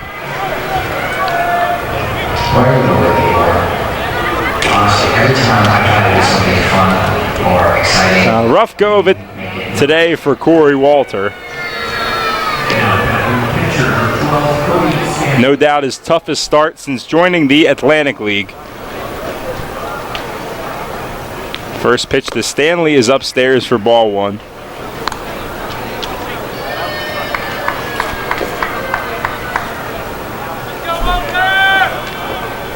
Wines fires. The 1-0 is swung on, hit on the ground, but foul to Telvin Nash. Close, but it wasn't foul ground. Was home run number 10 on the year for Dennis Phipps. Another one of those guys that have been a thorn in the Revs' side this season. 1-1, the Stanley is inside and low for ball 2.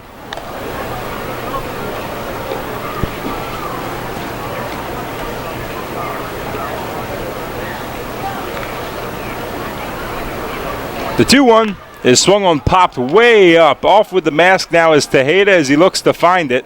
Still going over, reaches out and squeezes for out number 2.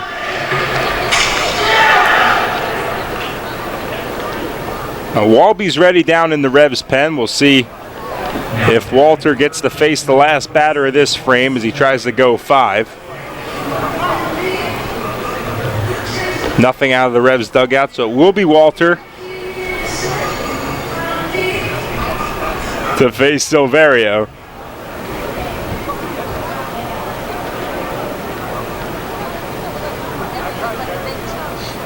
First pitch is swung on, hit to center field. Coming in now is Sportman, but he can't get there. It bounces in front of him. And that'll give Sugarland a 2-out base runner. Second hit of the inning for the Skeeters. Had at least 2 hits in the last 3 innings, and that will actually end the day for Walter as Mark Mason makes his stroll to the plate. Tough day for Walter, but we all have bad days at the office. It'll be Phil Walby in for the Revs when we come back. If you own a tractor-trailer business, then you know the cost of having your rig down instead of on the road. Rivers Truck Center in Red Lion keeps your trucks on the road by providing a one-stop shop for all your trucking needs. Rivers handles full-service truck sales and carries a full line of parts for all makes and models, has their own full-service collision center, and provides 24-hour emergency towing and roadside assistance. Check out riverstruck.com for more info. There's a reason Rivers Truck Center has been in business for over 40 years. They really do care. The York County Solid Waste Authority turns up the heat every day, on your garbage, that is. Advanced waste-to-energy technology is used to burn garbage at 1,800 degrees Fahrenheit in environmentally controlled combustion units. This reduces air emissions and produces electricity, enough to power 20,000 homes every minute of every day. Visit www.ycswa.com to learn more. In York County, garbage is power. Want to give your child the best birthday ever without hosting, planning, or cleanup work? Book a York Revolution birthday party at People's Bank Park. Parties include 2 hours of all-you-can-eat Kessler's hot dogs and pizza, goodie bags for all guests, and Penn State Children's Hospital playground wristbands. The birthday child gets a custom Revs jersey and throws out a first pitch, and the whole crowd sings Happy Birthday before the party enjoys a customized Revs birthday cake. Birthdays at a Revs game. Best birthday ever. Details at YorkRevolution.com or 717-801-HITS. This is Isaiah Tejeda. You are listening to Your Revolution Baseball on the home of the Reps. Sport Radio 98.9 FM and 1350 WOYK. First in York, first in sport.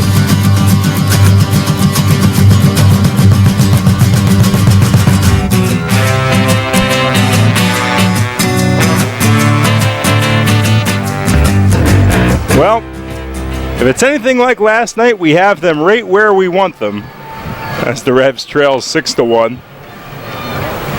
Obviously, the big comeback last night as Phil Walby finishes up his warm-up routine. He'll be called upon in relief of Corey Walter.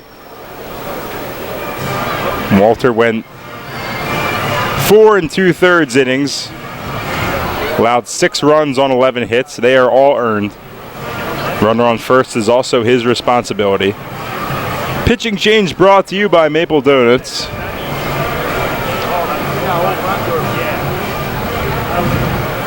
As Mark Mason finishes explaining his changes to David Snyder, the home plate umpire. Got some action.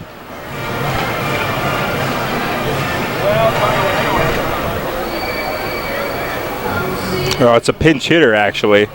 So it is going to be a pinch hitter for Cordero. He'll come out of the game. Cordero injuring his leg. It looked like he came up a little lame trying to beat out an infield hit. Stayed in the game periodically, but with the lead and where we're at, Pete Incaviglia taking no chances. Pinch hitter will be Okoye Dixon.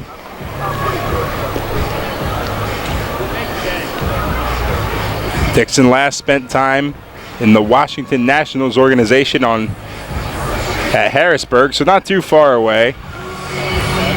Speaking of Harrisburg, that's where former High Point first baseman Dante Bichette Jr. ended up and hit his first home run in that league last night, a guy that was batting close to 400 for the Rockers. Having success there, obviously all good vibes from the Rockers today as they were able to come back and beat Lancaster in what was quite the roller coaster of a game. Rookie Frank Nigro hitting a 3-run home run off Cody Epley, a guy that spent time in the major leagues, to tie it with 2 strikes and 2 outs in the bottom of the 9th. Sent Lancaster to their 6th straight loss. Really burning some time here. Yeah, I don't know if there's some issue with the lineup card or what, but Pete Incaviglia came out for some reason. Then the plate ump, David Snyder, was talking with Mace, looking at the lineup card. Now all 3 umpires together, and the Revs have some further activity in the bullpen. Concern whether or not they're going to allow Walby to pitch. I don't know if would he have not been on the card for some reason. It's the only thing I can imagine that would be taking this long. Unless he was not registered as active. I mean, normally after pitchers throw for the next 2 days, sometimes they could be on the inactive list, but nah, we have him there. Yep. So I do not know what it could be, but let's kind of set the table for the rest of this homestand. So tomorrow, Thursday, they'll play Sugar Land again. And Friday, Saturday, and Sunday, a 3-game weekend series against the Somerset Patriots. Friday night, it's engineering night here in York. Engineering classes from York College will be out. Bring some robots, some drones. If you're into that kind of stuff, come on out. Be a nice night. I couldn't get into that part of the school. No. Again, bad at math. No need for me to even touch engineering. We'll play baseball eventually, but let's talk about Saturday. So Saturday is the office night still. If you haven't saw on our social media, one thing that did change, Kate Flannery, the actress who plays Meredith Palmer in the show, was slated to come out and make a celebrity appearance, but unfortunately she is having some family emergencies that are not going to allow her to do so. She has graciously decided to reschedule with us, but we wish her all the best as she works through these tough times with her family and friends. I know that can't be easy for anyone. So there'll be a different day for her to be at the ballpark, but the office night will still go on as planned. There'll be the 5K run before with the Alfredo noodles and now all that jazz. Custom jerseys will be auctioned off, the office themed. We'll still have all the office fun again, but just wishing Kate the best as we all deal with tough times. I'm getting the sense that Walby cannot pitch, and it can't be the number, because having the number on the lineup card is basically considered, a bonus, a consideration for the other team. You don't have to have that. You don't have to have positions. You just have to have them listed. But for some reason, it appears they're not going to let him pitch.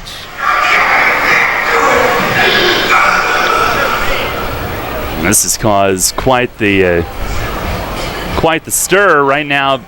Mace in the middle of a lengthy chat with all three umpires. Flashback 60 seconds earlier, it was Inky in a lengthy conversation with all three umpires over on his side. So as we stand right now, the delay, a 7-minute postponement of the game. Well, maybe it'll rain before we can finish 5 innings. Oh, man, that would be nice. Let's keep talking. This is our spot. I'll keep talking. You know me, I love to talk.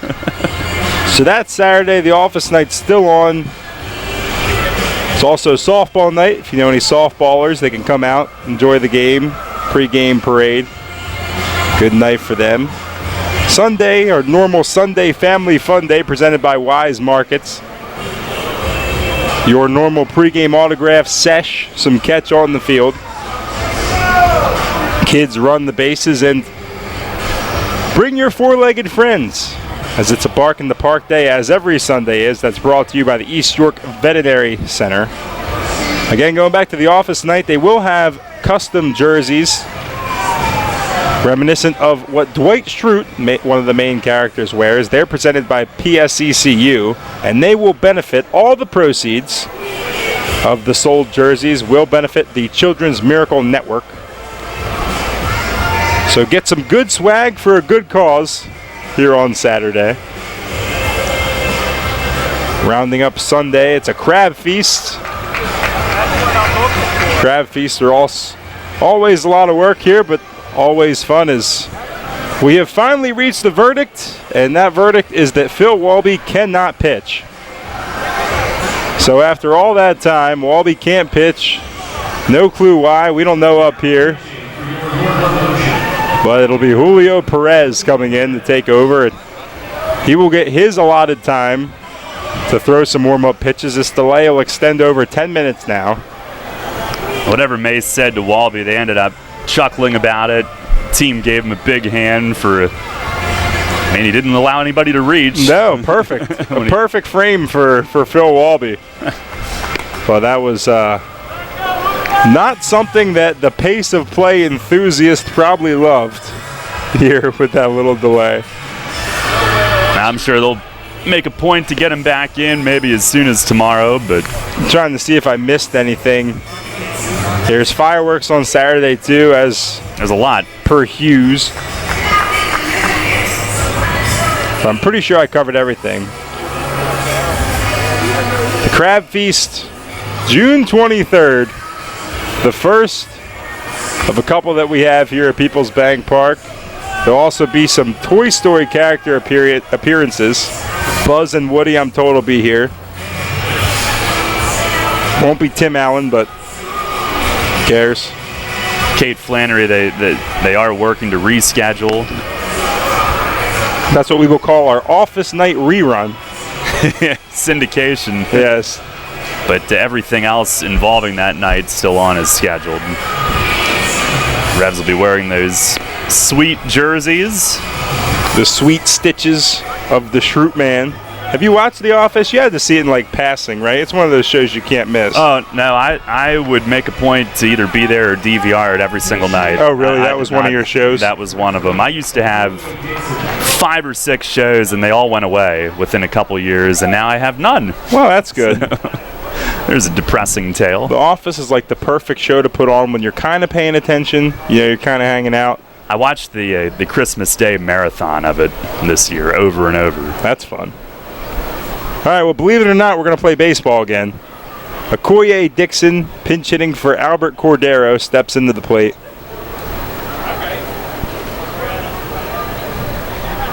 Perez on with 2 outs in the top of the 5th. First pitch is a fastball that just misses low at 96. He wastes no time showing off that electric fastball. Silverio, who hit a 2-out single to center, he takes his lead off first. Sugarland with 1 in the inning already on the Phipps home run. Next pitch is low to Dixon.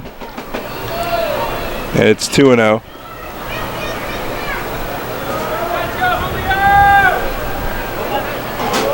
Again, our score 6-1, just where it was yesterday before the Revs were able to string together a comeback.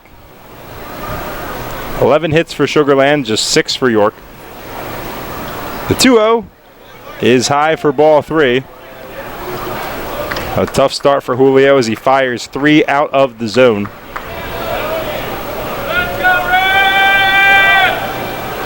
Diamond Doug in the house somewhere. We're picking him up. Always working hard. Champion of the people. While we're hardly working. That's true. 3-0 is taken at the knees for strike 1. He's still rocking the sweet Curious George Handler yellow jacket. That might be my favorite one. It was the first one. I can hear him, but I can't see him. He's like my conscience.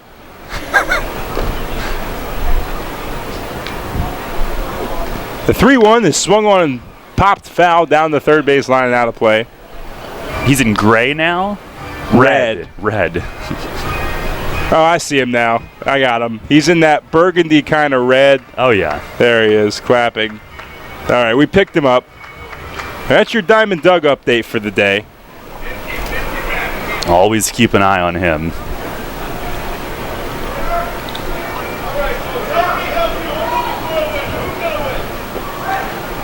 Counts full, 2 outs. Runner on first, he goes. The 3-2 pitch popped up, and we'll do it again. Fouled out of play. We either need a comeback or to make this 5th inning last until 11:15 p.m. because that's now when it says storms are possible. Man, they really killed it today. 70% chance of thunderstorms from 3 o'clock on turned into 11:15. I'd opt for the comeback, personally. I need that job.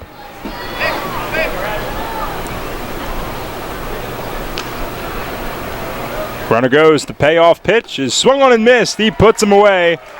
So Julio Perez comes back from 3-0 to strike out Dixon and retire the side. So the Sugarland Skeeters are able to add 1 more on the solo home run from Dennis Phipps. They lead 6-1. We'll be back here on Sports Radio 98.9 FM and 1350 WOYK. Hey, it's the good-looking genius at Broadway Transmission again, and this time I have things on my mind, like warranty and service after the repair. You already know Broadway Transmission has been part of the community for 67 years at the same location. But did you know that in that time, York County has seen many transmission shops close its doors, like Amco, Atomic, Clutch and Go, Dr. Transmission, Cotman, York County Transmission, Winters, Goodlings, Lee Miles, A1. What grinds my gears about these closings are the customers are left with no warranty. Stop! Don't make that same mistake. Broadway Transmission has over 40,000 transmission jobs under our belt, and we are still here today standing behind our famous 3-year warranty. We kid around a lot on our ads, but nothing is funny about having no warranty when you need it. Avoid that risk with the only smart choice in all of your county and stop by Broadway Transmission today. Broadway Transmission will get your ship together and stand behind it too. Visit us on the web at BroadwayTrans.com or stop in and see how it's done. With the new Express Sports football and car racing from the Pennsylvania Lottery, you can play your favorite sports at participating retailers, bars, and restaurants. Make your picks on your play slip, like touchdown pass on the third play, or the first 3 cars to cross the finish line, and watch the fast-paced lifelike action on the big screen. With drawings for cash prizes every 5 minutes, there's never a dull moment. Come on. Come on. Yes! Express Sports from the Pennsylvania Lottery. Compete from your seat. Players must be 18 or older. Benefits older Pennsylvanians every day. This is Jamison McGrain. You're listening to York Revolution Baseball on the home of the Revs, Sports Radio 98.9 FM, 1350 WOYK. First in York, first in sports.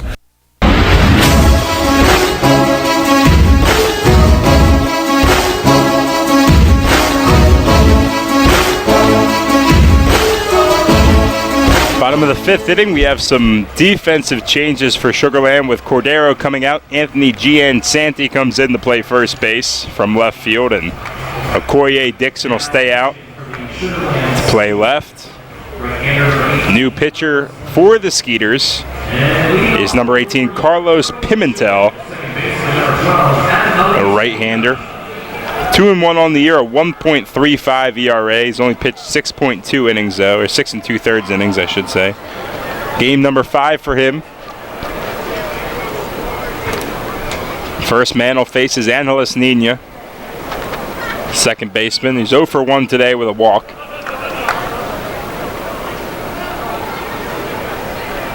First pitch to Nina is taken high for ball 1. 278 on the year for Nina. 2 home runs, 5 runs batted in.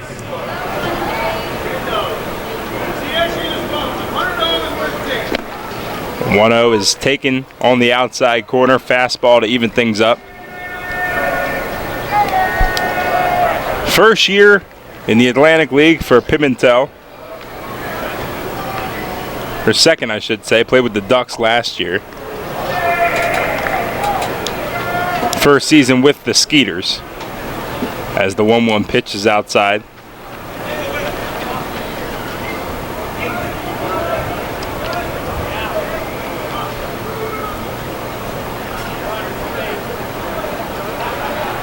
The 2-1 to Nina, breaking ball that comes back in for strike 2. Tumbling 12-6 curve at 83. Nina 1 for 4 last night. 4 for 9 in the Lancaster series. Also hit a game-winning home run. The 2-2, breaking ball stays high as that runs the count full. Both of his home runs this year, Nina, have either tied or won games late in innings. The game-tying 2-run shot against Somerset earlier in the year. The payoff, hit up the middle, going over to his left now is Jackson. He gets it, fires the first, and retires. The Revs second baseman for out number 1. It wasn't hit hard enough. Now to bring up Telvin Nash.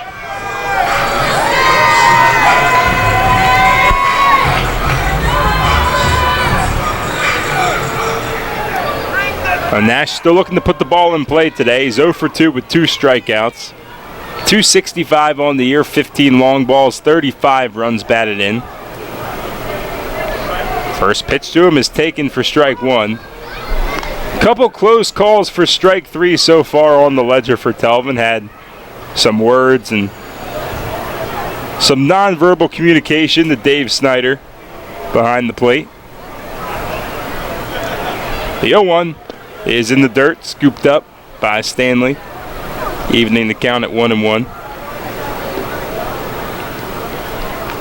Nash had 2 doubles yesterday, scored 2 runs, also walked. Batted .500 against Lancaster before we came home. The 1-1, breaking ball stays high. He works ahead 2-1. He had 6 hits overall against Lancaster, and 5 of them were for extra bases. 2 home runs, also breaking the record on one of them. 3 doubles. He also walked 5 times and got hit by a pitch. He refused to get out. The 2-1 is swung on, pitched at the dirt. 82-mile-per-hour changeup. Got Nash fishing. That'll even things up at 2-2. Nash currently owns a 7-game hitting streak, so looking to extend that. Earlier in the game, J.P. Sportman extended his league-leading hitting streak to 17 games.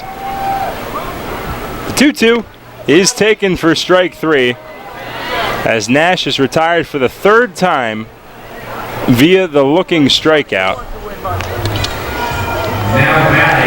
2 quick outs in the inning for Pimentel. That one he knew it. The first 2, very questionable. I thought so too. That one was a good pitch. He just got fooled.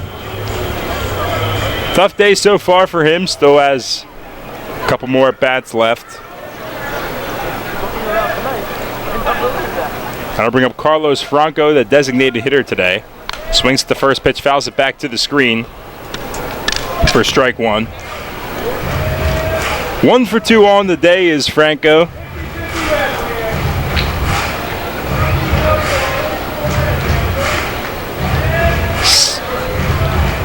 $17 for 29 overall in his Revs career. 586. I don't have to do the math. It's on the board for me. The 0-1 is taken for strike 2 on the outside corner. You could almost be an engineer with math like that. I could if they do it for me. If Greg on DAC Stats and Cody in the booth keep processing information for me to look at, I don't have to do anything. It's like a calculator around here everywhere. I'll take that. The 0-2 to Franco, swung on and missed. Pimentel works a quick 1-2-3 bottom of the 5th inning. Keeps his team ahead 6-1. We'll head to the top of the 6th when we come back. Hey, Revs fans, as if being a season ticket holder wasn't already awesome enough, did you know that another perk of being a season ticket holder is you get a VIP restaurant card good for deals and discounts at 6 participating restaurants? The VIP restaurant card is good at these restaurants: Venice Pizza and Restaurant, 15% off order for dine-in or takeout. Revival Social Club, 1 free dessert per person per ticket per visit. Fuddruckers, 15% off total purchase. Viet Thai, 10% off your order.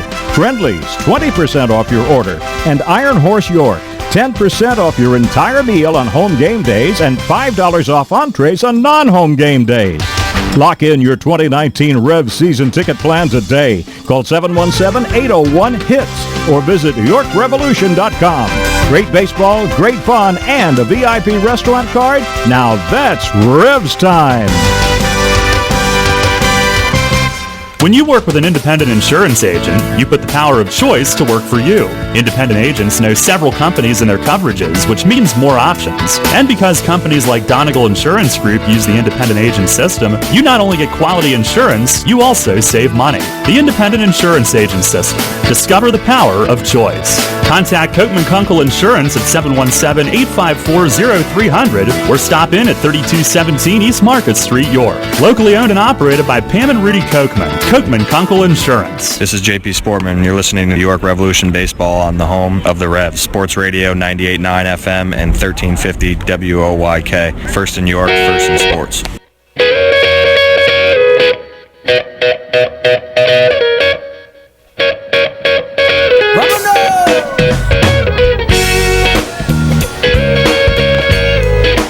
Top 6 here at People's Bank Park. The Revs trail 6-1. Julio Perez, who got the last out in the top of the 5th, back out for another frame of work. Second baseman number 25, Jason Martinson. Jason Martinson, the first man to face Perez in the frame. Second baseman batting .244 with 7 home runs, 21 batted in.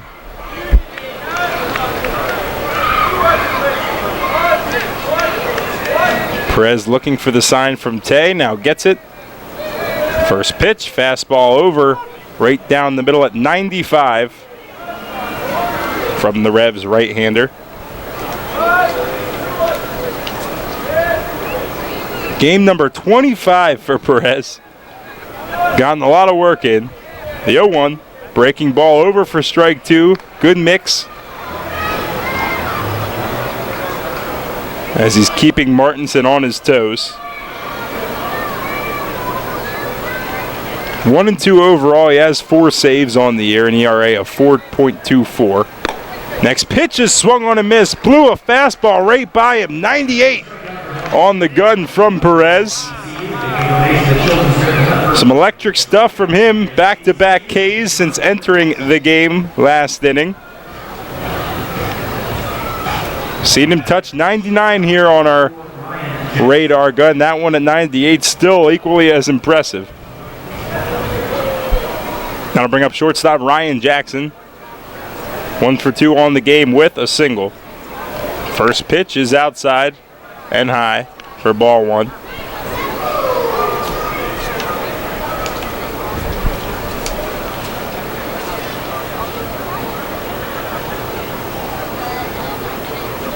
Now Perez came in second in the league in appearances at 24, this being 25. The 1-0 is in there for strike 1. Slider at 78, so from 98 to 78. Good drop in velo. Another one of those guys who have gotten better as the season's gone on. The 1-1 outside, snared by Tejeda. Another fastball. I see some sun, but it's well in the distance.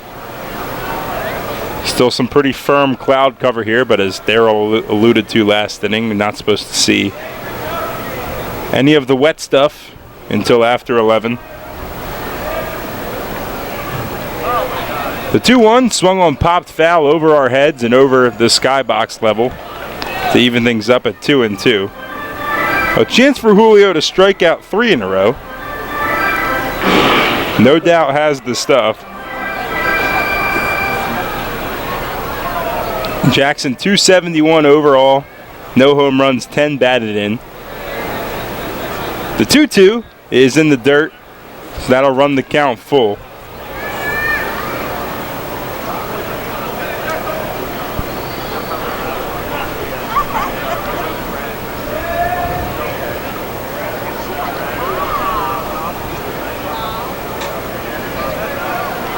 The payoff pitch is swung on, hit to short. Dent up with it, waited, now fires the first quickly, and that will retire Jackson. 6-3 on the put out. 3 up, 3 down since entering the game for Perez. As he looks for the 1-2-3 inning against leadoff man Willie Taveras. Taveras has been hitting the ball well of late. He's 2 for 3 today with 2 singles, including an RBI knock back in the 4th. 333 on the year, no home runs, 6 batted in for the center fielder. First pitch is swung on, hit on the ground to short again. Dent scooping it up on a short hop, fires over to first, stretch from Nash, and that will retire the side.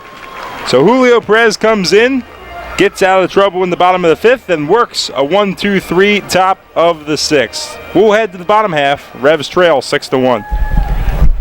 As you clean it out, keep in mind Community Aid's looking for your lucky leftovers. After you wrap up your yard sale, donate what's left over at your closest Community Aid Drive-Up Donation Center. They're attached to each of Community Aid's incredible thrift stores in our area. Hanover, Harrisburg, Lancaster, Mechanicsburg, and Selinsgrove. Community Aid wants your lucky leftovers to help more than 750 local charities. Learn more at communityaid.net. But don't forget, give your lucky leftovers to Community Aid. Neighbors helping neighbors.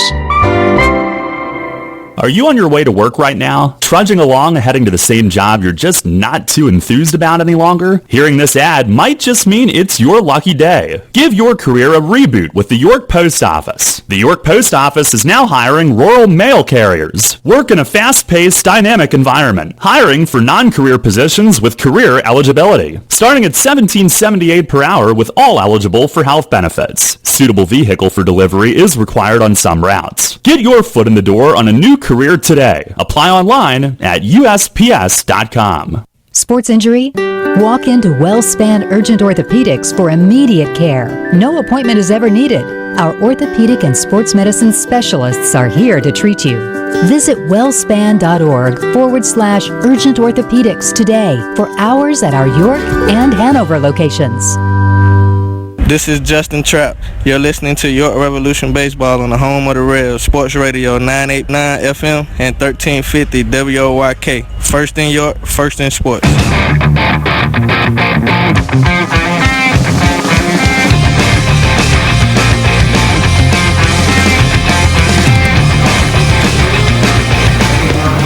Bottom of the sixth inning. Revs trail this one 6-1. Yeah, go ahead. Game 2 here of a 3-game series against the first place Skeeters. York able to take the first one in walk-off fashion last night. Have their work cut out for them.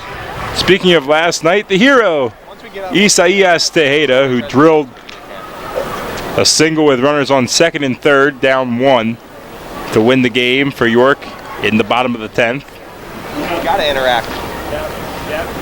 318 on the year for Tejeda, who's catching today. No home runs, 20 batted in.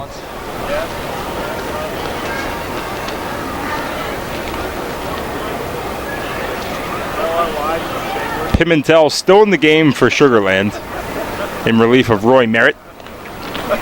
First pitch to Tays inside for ball 1. He backs away. Tejeda on base once today via the walk, grounded out in the third. So 0 for 1 overall. Make my legs give out sooner than later.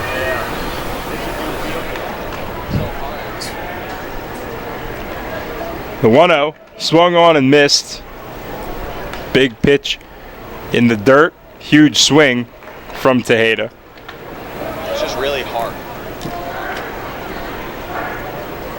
It was the first walk-off hit in his professional career. Tejeda doing it in style. Had 2 doubles in the game as well, one being an RBI double, so part of the big comeback. Did it all. Diving play at first. Really filled up the stat sheet. 1-1 pitch, stays low as he gets ahead 2-1.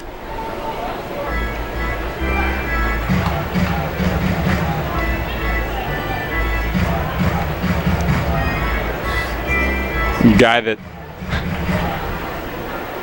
tops in the leagues in hits, on base percentage now in the top 5 as he rips one to center field. Going over now is Tavares. He's not going to get there. It one hops the wall. Making aggressive turnaround first is Tejeda. He's in there standing up. Third double of the series for Tejeda as he gives the Revs a leadoff base runner in scoring position in their half of the 6th. Tejeda just can't stop hitting the ball hard, can't stop hitting doubles. That's number 80 in his Revs career, passing Eric Patterson for third all time. We saw a little bit of history this weekend with Telvin Nash becoming the all-time leader in home runs in the franchise. Now Tejeda trying to climb up and grab a milestone himself.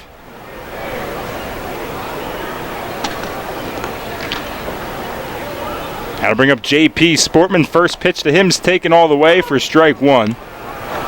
Sportman singled his last time up, average now at 304. Came around the score on the Wellington Dotel double. He is the Revs' lone run. The 0-1 swung on and poked foul down the third base line. Bouncing off the Sugarland dugout. Who's behind in the count, 0-2. Our honorary third member of our broadcast most times, as he likes to chit-chat down by our crowd mic. Guy's got a lot of stories. The 0-2 pitch swung on and fouled off again down the third base line.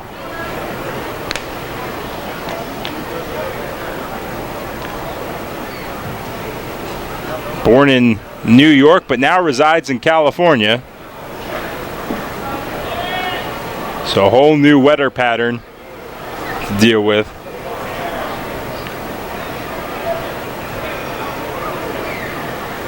The 0-2 to Sportman, breaking ball that catches the inside part of the plate. He stands in, doesn't believe it, as he takes his time walking out of the box.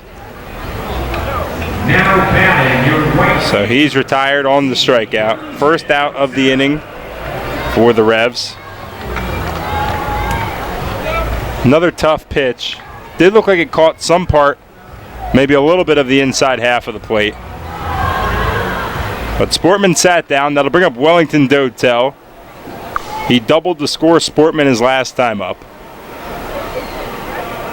Runner in scoring position for him this time. First pitch to Pimentel is taken for strike one. 13-year pro, Carlos Pimentel, 6'3" righty from Santiago, Dominican Republic.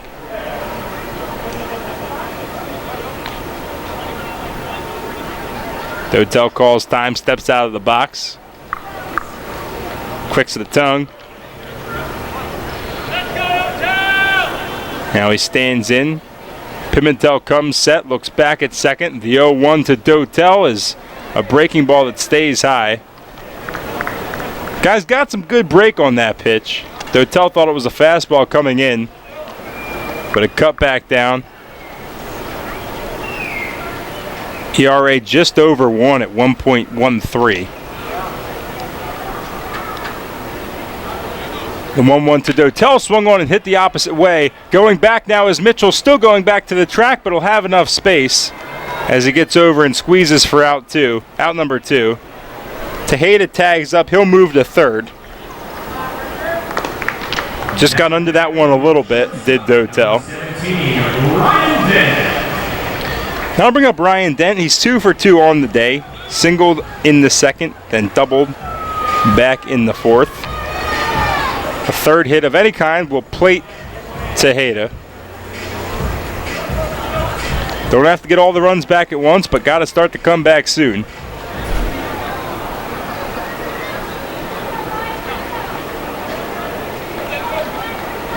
Pimentel digs in looking for the sign.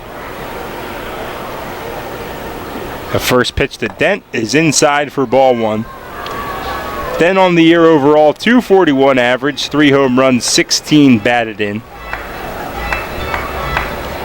Worked his way back from a knee and wrist injury.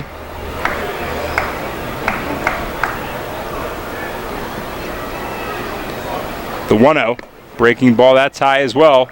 But he gets ahead in the count, 2-0.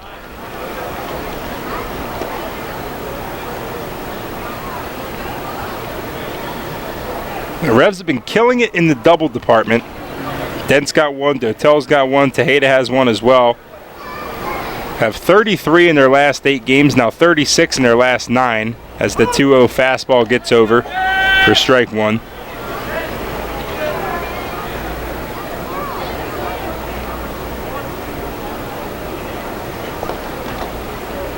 And then again, the day off last night, Alvaro Rondon was in it short.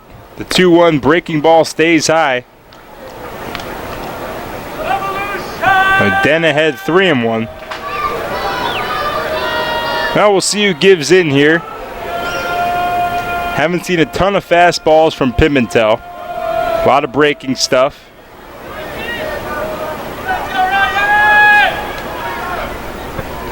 The 3-1 breaking ball, that's way high.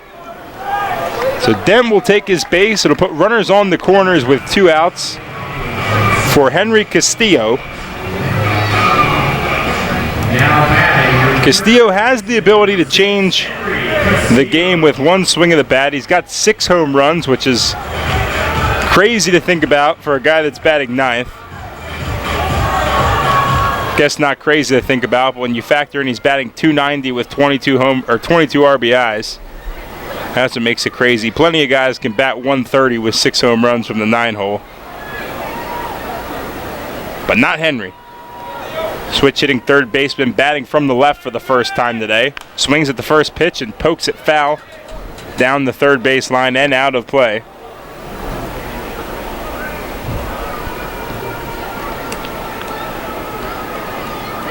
A little bit of wind here is our flagpole that has been fixed, showing a little bit from right to left. The 0-1 swung on and missed. Change up at 81. Got Henry out in front.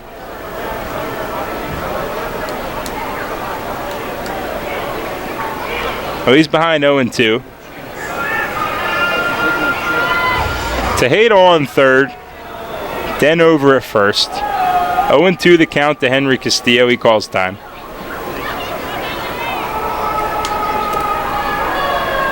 Revs with 1 run on 7 hits, 6 runs on 11 for Sugarland. The 0-2 swung on and missed at a pitch in the dirt. Throw down the first to get him, and that will retire the side. So the Revs leave one in scoring position. Pimentel works his second straight scoreless inning, and we'll head to the top of the 7th, trailing 6-1. Darrell Henry on to bring you home when we come back on Sports Radio 98.9 FM and 1350 WOYK. Money and business are essential to the strength of a community. So is cheering and celebration and music and fun. That's why York Revolution games, concerts, youth sports, special events, and more happen at a place called People's Bank Park. People's Bank has been serving York County for more than 150 years. Always cheering, always celebrating, always committed to the things that make York County great. And to you having a great time at People's Bank Park. People's Bank, member FDIC, equal housing lender. Planning your next visit to York? Book your stay at Courtyard by Marriott. Conveniently situated near local businesses, shopping, dining, downtown, and local attractions, Courtyard by Marriott features a state-of-the-art lobby, inviting flexible spaces to work or relax, free Wi-Fi, our well-equipped fitness center, and the bistro offering healthy options and refreshing choices, including Starbucks and an evening bar. Your stay is sure to be more comfortable, productive, and enjoyable than ever before. Courtyard by Marriott, 2799 Concord Road in York. Book your stay at 717-840-7840. Want to give your child the best birthday ever without hosting, planning, or cleanup work? Book a York Revolution birthday party at People's Bank Park. Parties include 2 hours of all-you-can-eat Kessler's hot dogs and pizza, goodie bags for all guests, and Penn State Children's Hospital playground wristbands. The birthday child gets a custom Revs jersey and throws out a first pitch, and the whole crowd sings happy birthday before the party enjoys a customized Revs birthday cake. Birthdays at a Revs game. Best birthday ever. Details at YorkRevolution.com or 717-801-HITS. The York Revolution plays here. Sports Radio 98.9 FM and 1350 WOYK. First in York, first in sports.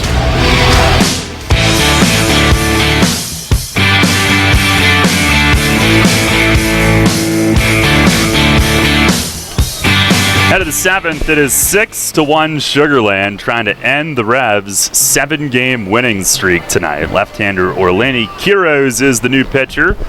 Pitching change brought to you by Maple Donuts. It's been quite a while since Quiroz has been in fact 11 days, and had his roughest outing with the Revs. They have not had an opportunity to get him in since. It was a week and a half ago, Saturday night at Somerset, June 8th. And it came in the bottom of the 10th, a 2-run lead, gave up 3. 2 were earned, did not get an out. And that jumped his ERA to 7.11 in 9 outings, does have a 2-1 record. Signed and debuted when the team was in Sugarland. And Anthony Jansanti will lead things off. First pitch is a fastball for a strike. Still the biggest hit of the night belongs to Jansanti back in the 3rd. A 3-run homer to left that opened the scoring. He is 1 for 3 in this one. Gave them a 3-0 lead. The pitch swings and hits one in the air, fouled. And fading off to the right into the seats. It hits the stairs, in fact, and bounds all the way up to the concourse. And Skeeters added 2 more in the 4th. Revs got on the board with 1, but then Sugarland got that run back in the 5th. And they lead it 6-1. It's the 0-2. And a check swing on a slider in the dirt. It gets through Tejeda to the backstop, and Jansanti is going to reach. No chance to throw. A strikeout wild pitch. And Jansanti is on base to start the inning. Quiroz, his first 6 outings were all scoreless in 5 1/3 innings. But his last 3 outings, a combined 1 inning, 6 runs, 5 earned on 5 hits and 4 walks. Well, here's Mitchell, who's 1 for 3 tonight. First offering, that's inside, made him jump back. It is twilight here at the stadium now as we approach 9 o'clock.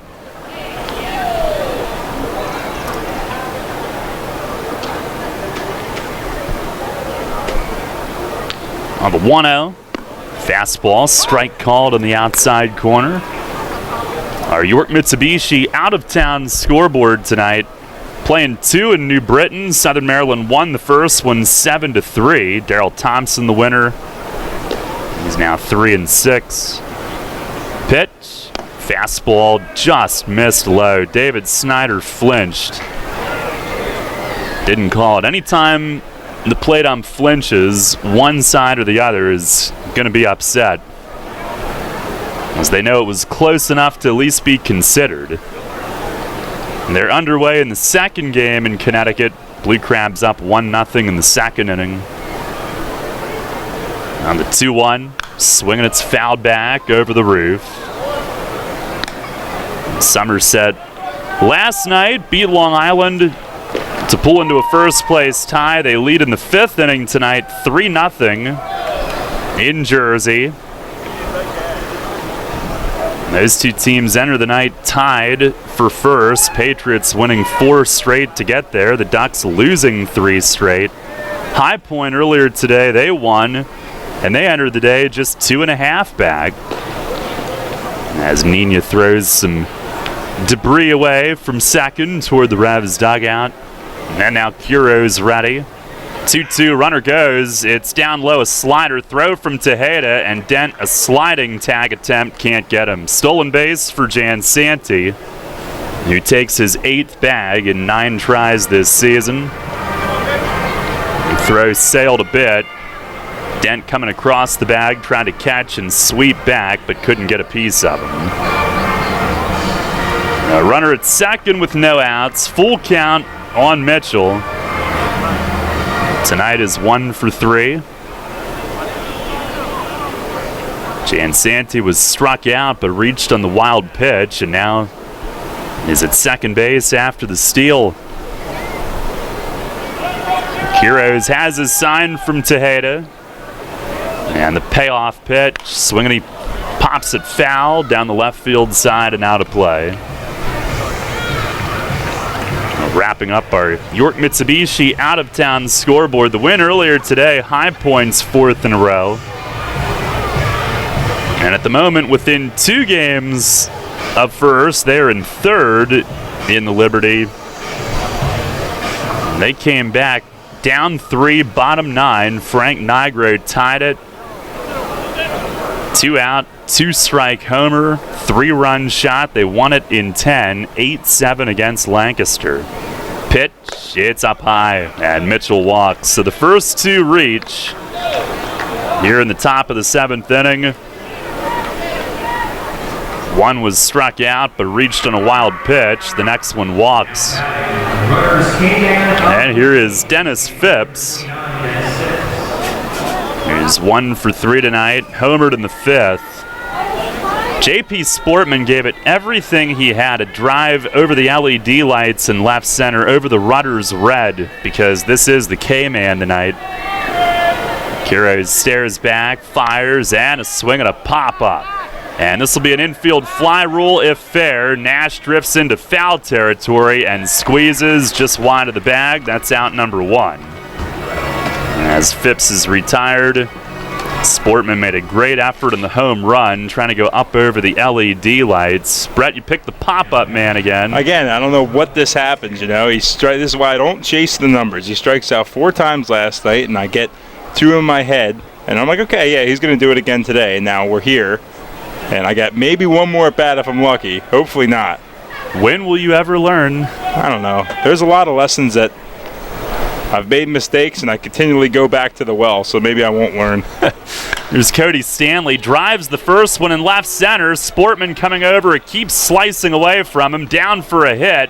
He will heave it home. Tejeda has to come in front of the plate. Now relays to third and out there. Mitchell cut down, trying to take the extra bag to third on the throw going home.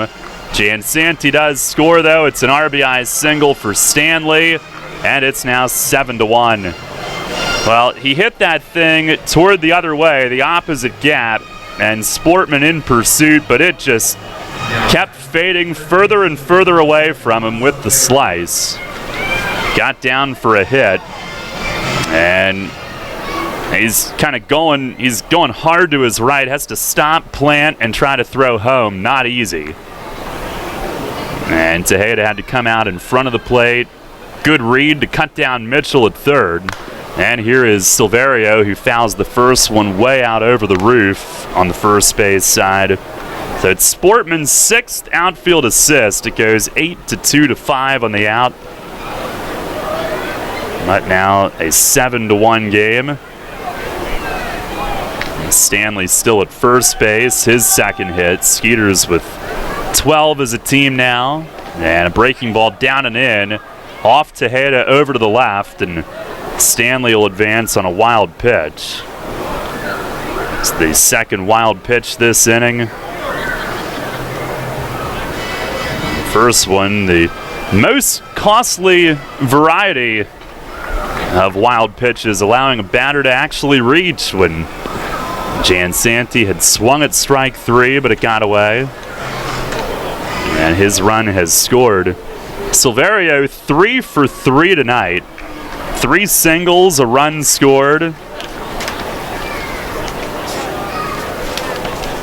now Quiroz steps off. Silverio now hitting .459 against the Revs this season. He has started every game for them at third base, and now time asked for as he takes a step out. Former White Sox prospect.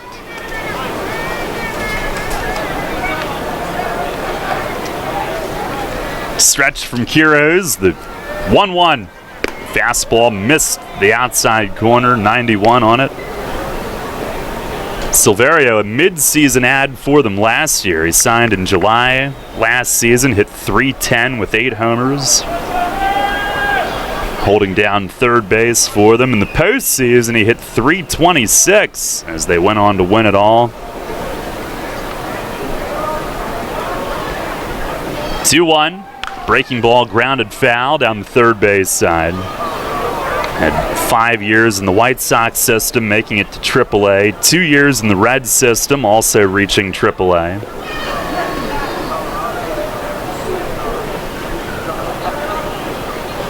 Organizational All-Star for the Reds in 2013. He played for Pete Incaviglia at Laredo in the American Association, won a title there in 2015. Quiroz went to the spike cleaner. He's back on the rubber. And the 2-2. Swing and a ground ball foul past Juice Gums. It hops into the front row, rattles around in the seats. On the third base side, we'll do it again.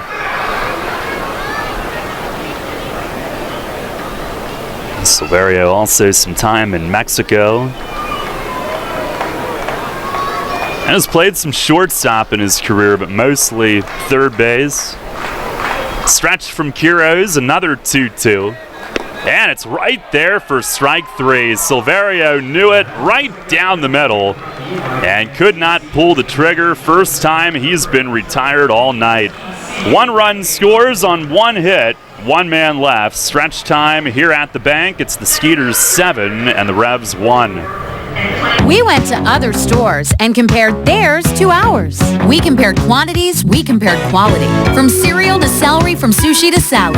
And while many things were similar, there was only one huge difference. The lowest price is at Wise Markets. So take our word and shop around without shopping around. Look for our new price comparison tags. You can buy groceries anywhere you like, but you'll always spend less at Wise. Eat better, spend less, that's Wise. Business owners, First Capital Federal Credit Union can help equip your business for success. Hello, I'm Sue DiStefano, President and CEO. Now through June 30th, we're offering you an annual percentage rate as low as 4.65% on equipment loans. When it comes to growing your business, we're with you every step of the way. Don't wait. Apply today at firstcapitalfcu.com. First Capital, putting you and your county first for 65 years. Federally insured by NCUA. First Capital Federal Credit Union. Planting a tree, putting in a mailbox, whatever your project, Columbia Gas reminds you to be safe and call 811 before you dig and know what's below. Safe digging is no accident. Call 811 at least 3 business days before you start your digging project, and your utility companies will come out to mark any underground lines near your work area. Calling 811 is free for Pennsylvania homeowners, and it's the law. For more information, visit ColumbiaGasPA.com. Cannonball Charlie's ready. Are you? The Revs play here. Sports Radio 98.9 FM and 1350 WOYK, York.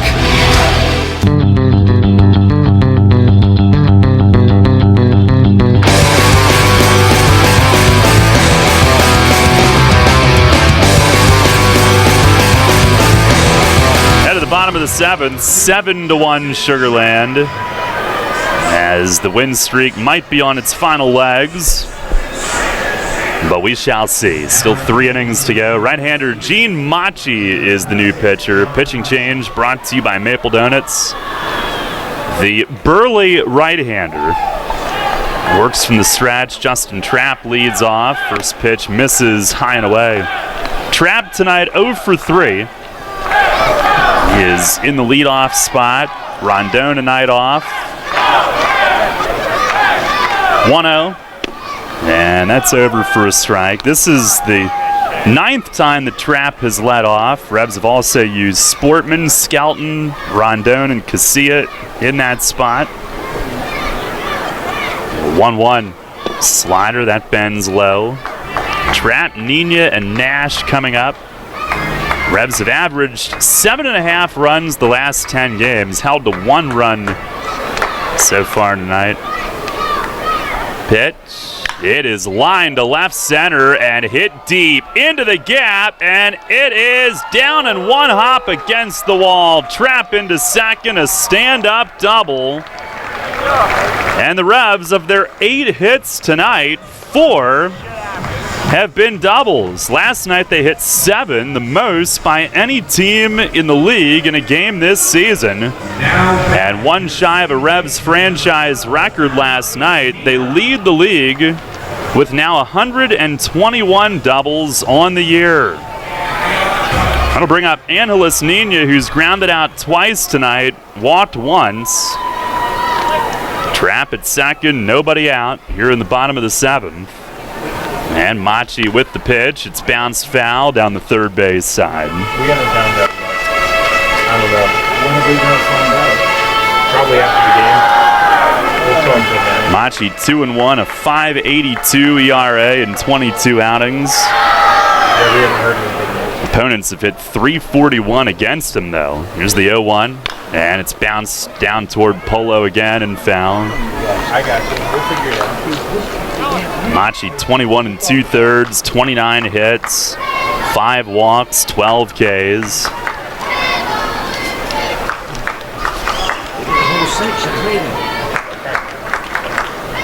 Against the Revs, 5 2/3 scoreless this season. They had only had 2 hits against him prior to that Trapp double. He steps off.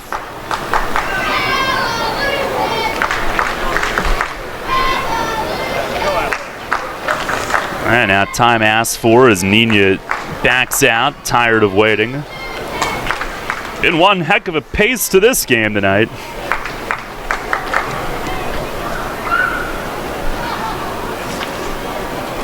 The 0-2, swing and a miss. Two-seamer, Nina a hefty hack, but swung through it. Pretty good movement on that.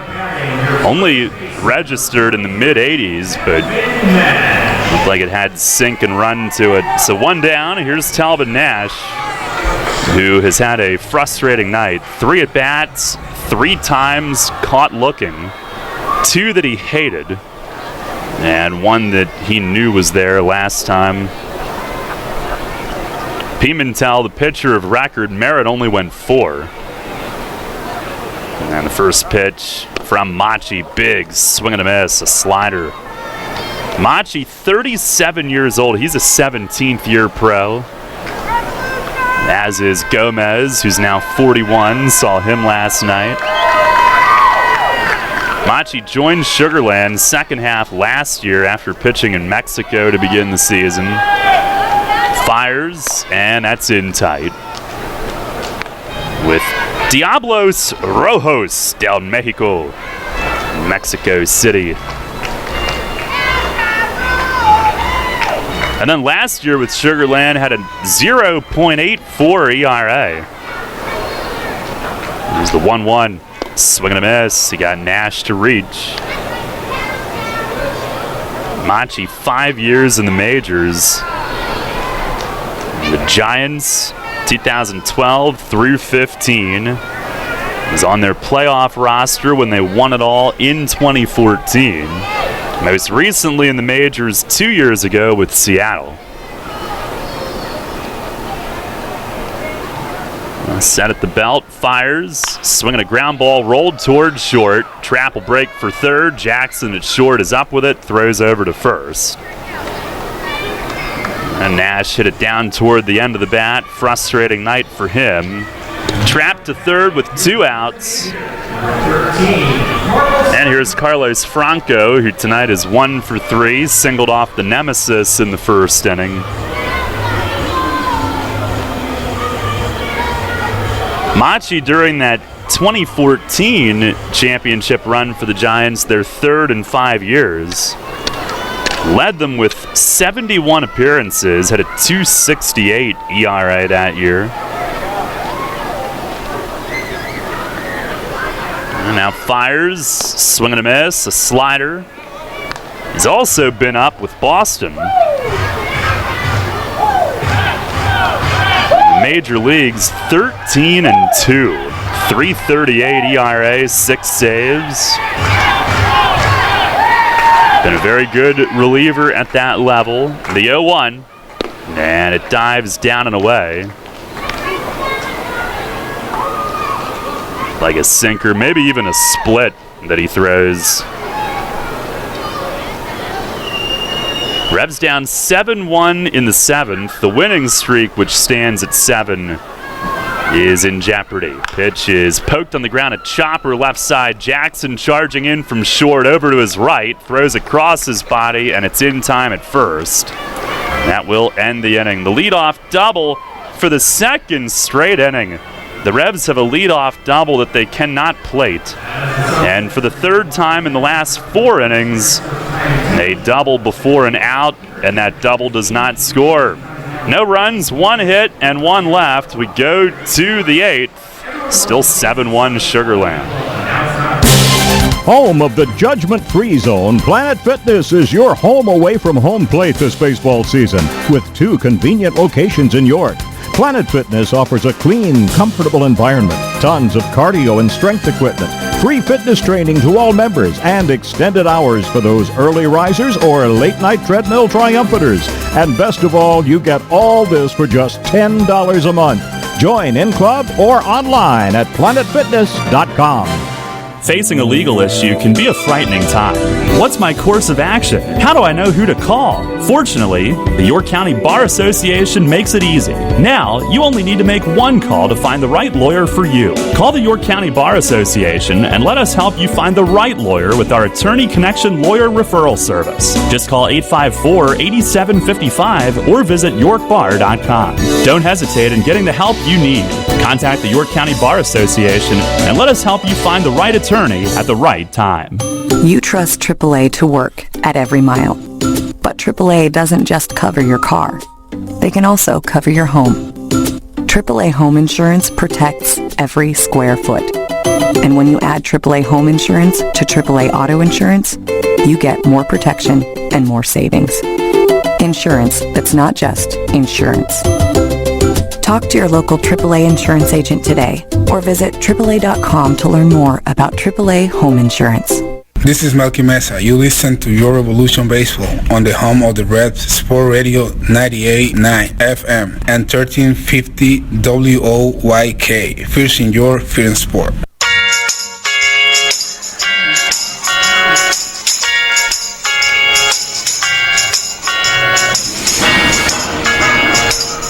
Head of the eighth. Has not been the Revs' night tonight. 7-1. Sugarland leads it. Heroes will stay in, give up a run last inning. A little sloppy with the initial wild pitch, but an earned run. Those are earned. And Okoye Dixon will lead things off. He pinch hit in the fifth, struck out. And that was against Julio Perez.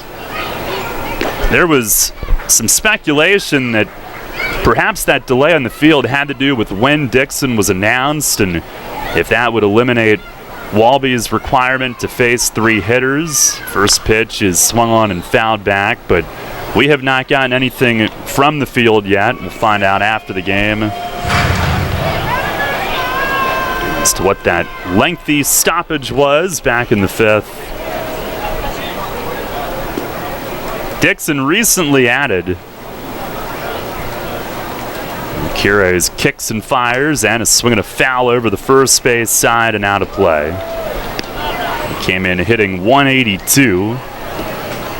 Began this year up by 83 in Harrisburg. 3 games. Nationals let him go. Last year he was in Japan.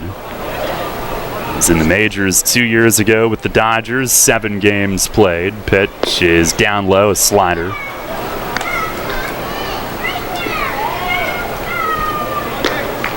Been in their Dodgers minor league system for many years. A 1-2 swing and he drives it in the air, right center. Long run, Sportman and Dotel. They converge and Sportman reaches out and makes the play as Dotel cuts right behind him. I was holding my breath, afraid they were going to bang right into each other, and Sportman reaches out and reels it in for out number 1. Yeah, I was thinking the same thing. It was a little bit of a dangerous play, but still no harm, no foul. One of my favorite things. And here is Jason Martinson, who's 0 for 2 with a walk.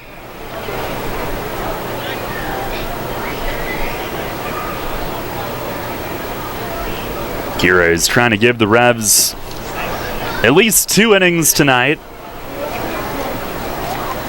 Been a week and a half since he's been in. First pitch, fastball, missed a little high. And now having gotten 4 outs, that's the longest that he has gone in any appearance. He's gone mostly 1 inning, sometimes less. Here's the 1-0. And that's a called strike, outside corner.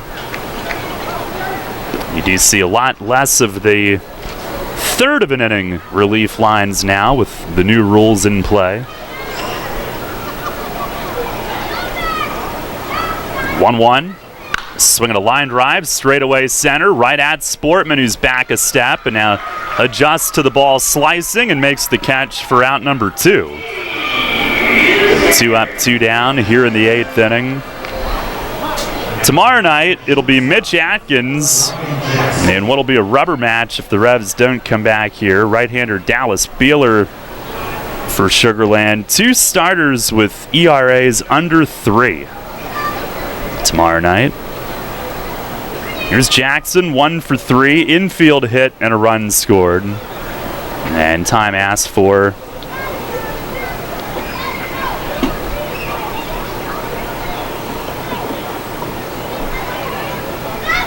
Now ready to go. The first pitch, fastball. It's a called strike on the outer edge. Walter didn't have a whole lot of luck either. Skeeters found a lot of holes. Jackson an infield hit, which started the 3-run performance in the 3rd inning to open the scoring. Cordero hit one softly to hit the bag. Here's a ground ball to third base, and Castillo's got it. Gloves, fires across, inning over. 1-2-3, 8th inning for Orlando Quiroz. He has given them 2 out of the bullpen, and we'll go to the bottom of the 8th. Here tonight in York, Revs trail the Skeeters 7-1. Everything you've worked for may be facing a hostile takeover, but step outside the boardroom and look around. Not taking care of business right now could leave you dealing with a hostile takeover by crabgrass later this summer. And broadleaf weeds are just beneath the surface, ready to take their share of your turf too. Prevent hostile takeovers. Call Heritage Lawn and Landscape Care and give your lawn a good, healthy start this year. Heritage Lawn can apply crabgrass pre-emergent and quality fertilizer now to fortify your lawn for later. HeritageLawnandLandscape.com. World-class care right in your backyard. The Dietz and Blewett Diamond Deck at Peoples Bank Park is sponsored by Dietz and Blewett Insurance Company. Dietz and Blewett Insurance Company has been serving the York and Central PA areas for more than 10 years. Visit their new location on 2000 South Queen Street, where you'll find friendly, courteous staff who put their clients first. Google them on the web for a free quote. At Dietz and Blewett Insurance, you'll find the best rates on home, auto, health, life, and business insurance. Money and business are essential to the strength of a community. So is cheering and celebration and music and fun. That's why York Revolution games, concerts, youth sports, special events, and more happen at a place called Peoples Bank Park. Peoples Bank has been serving York County for more than 150 years. Always cheering, always celebrating, always committed to the things that make York County great. And to you having a great time at Peoples Bank Park. Peoples Bank, member FDIC, equal housing lender. Catch the Revs all season on Sports Radio 98.9 FM and 1350 WOYK. First in York, first in sports.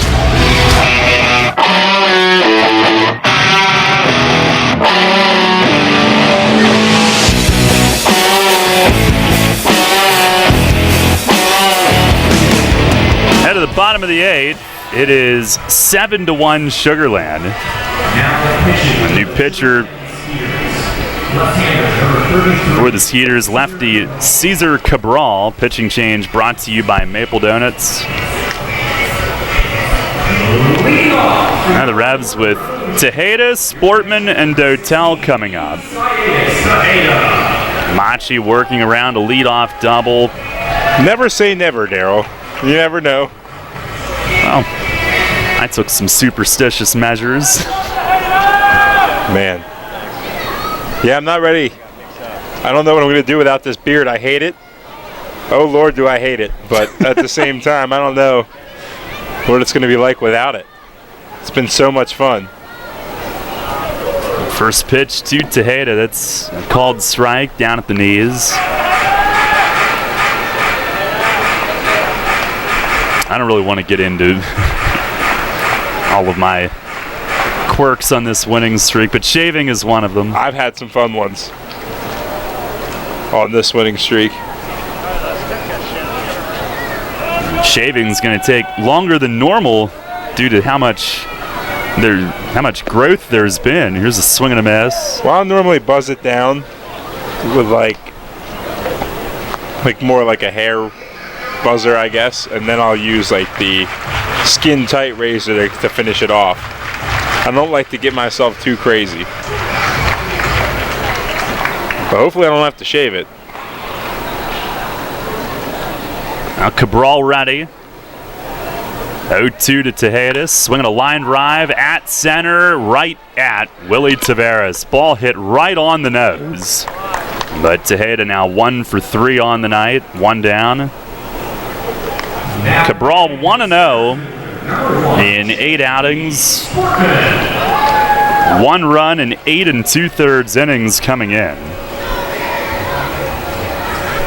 Well, here's Sportman, who's 1 for 3 tonight, singled and scored in the 4th. An infield hit, and that's enough to extend the hitting streak to 17. They don't always have to be doubles and home runs or really pretty shots. You take it. First pitch, he swings, pops it up foul and back out of play. Saw some heat lightning in the distance in center field before that pitch. Always a cool aesthetic. What's the record for hitting streak by a Revs player? 31. 31, okay. Chris Ashby, the league record in 08. That is the league record too, 31? Indeed. Wow. Year number 2 for you. Had to be interesting. Follow history like that. Pitch is down and in. Sportman dancing out of the way.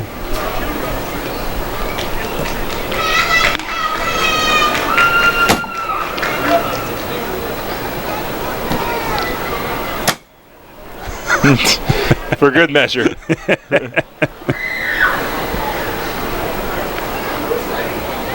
A chat as we wait for Cabral to get back on the rubber.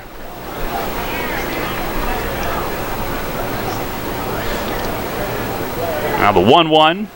And a ground ball pulled toward the hole left side. Jackson stabs it on the backhand and has to hold it. And it's a multi-hit game for JP with a pair of infield hits. The 10th multi-hit game on the 17-game streak. And you know he's going well because a pitch that hindsight, maybe he didn't really want to swing at. A little bit away, kind of rolled it over, pulling it on the ground, but gets another knock out of it. 2 for 2 with 2 infield singles. That still get the job done, get the average up to somewhere 307, 308, get that June average up as well, somewhere towards 380. Here's Dotel, grounds the first one right at short. Jackson flips, and Martinson turns to 6-4-3. Taylor made, hit sharply, taking the shortstop right toward the bag. No runs, 1 hit, nobody left. The Skeeters turn their 57th double play, the league's second most, and we'll go to the 9th tonight, 7-1 Sugarland. Hear that? It's the sound of summer. Sound nice? Call Kona Ice. We do it all. Schools, sporting events, parties, both corporate and birthday. You name it, we'll be there. We bring the party to you. If you need a little bit of fun in your life, we're the shaved ice truck for you. Oh, and we fundraise too.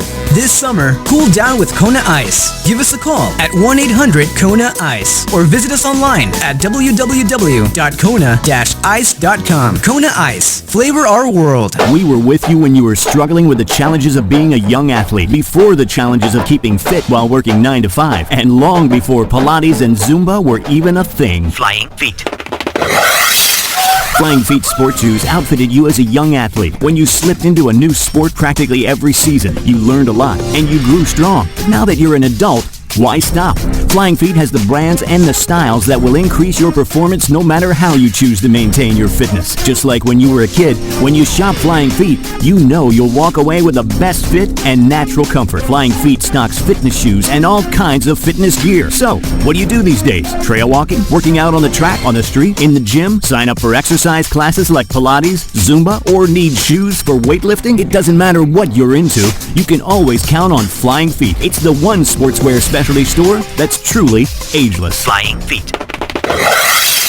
Flying Feet Sports Shoes, 1511 Melrose Avenue, York, just off exit 18 of I-83. This is Enoe Polanco. You're listening to Your Revolution Baseball on the home of the Red, Sport Radio 98.9 FM and 1350 WOYK. First in York, first in sport.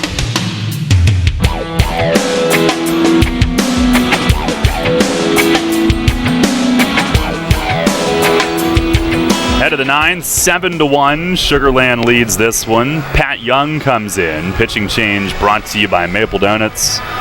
Young trying to get back on track. He was so dominant Friday night at Lancaster. Then on Saturday, really struggled with the field. Basically, it seemed to be a mental thing with maybe his mechanics, and he was just trying to feel out the strike zone again, was throwing a bunch of off-speed stuff, trying to get it over. but has been working hard since. Was out early today trying to iron out some mechanical issues. And down 6, they'll put him in here, try to take it into a game and have a scoreless inning, and then hopefully get him back on track. Willie Taveras will lead things off. 2 for 4, RBI run. And he's been a pest at the top for them. First pitch is way outside, and it bounces to the backstop. And you got to hope he can find his way out of it, too, because as you said, he was real dominant. Don't want it to be that kind of, you hear it in golf, but it can happen in baseball, too. Just get the mean case of the yips. You don't want to have that, especially how well he was doing. That first one hit the outside line of the other batter's box. Here's the 1-0, and he breaks off a slider. There you go. That's a called strike. Sometimes you have to go to the hook to get everything to fall into sync. You kind of start to think about breaking it off as opposed to thinking your way through the actual delivery. The 1-1, swing and a miss. You got Taveras to chase, slider on the ground. Young is 0-1, a 3.14 ERA in 16 outings, 14 and a third innings, only 4 hits. 5 runs, 9 walks, 19 Ks. Opponents 0-91.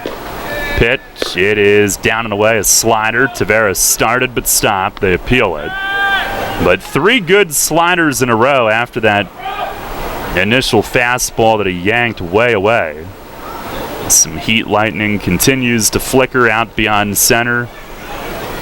And Young ready. Here's the 2-2. Swinging a chop foul, third base side.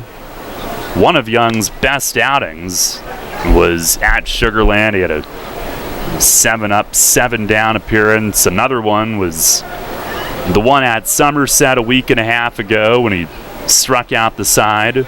Another one was Friday night in Lancaster, but then the following night just could not get back into sync. Now ready, fires, swinging a foul against the net, and we'll do it again, staying with the slider there. Yeah, he's got that, but you got to have the fastball. Back, I know he's got a good one. He's going to break out of this sooner rather than later. Now he's set him up perfectly with a bunch of sliders. If he can get a good fastball somewhere higher or lower in the zone, able to blow it by Taveras, a very good hitter. Pitch. Swinging a foul to the net. Now, the radar gun had the same speed, 86, but I thought that one was more like his fastball there, watching it out of the hand. But at any rate, the battle continues. We'll have an 8th pitch of the at-bat coming up.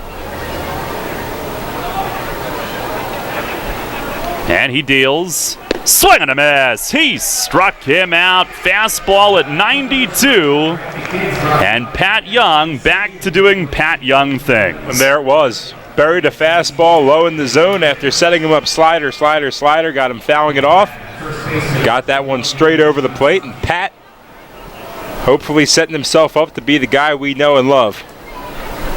Here is Jan Santee, who tonight is 1 for 4 with a 3-run homer, a steal, and 2 runs. Holds the hands low and out away from his body, takes a first pitch slider. It's a called strike. Now Young gets ahead. And the only one that he's missed badly with was that first one. 0-1. Check swing on a cutter away. Appeal he held. But now we're back to seeing the 92 with movement.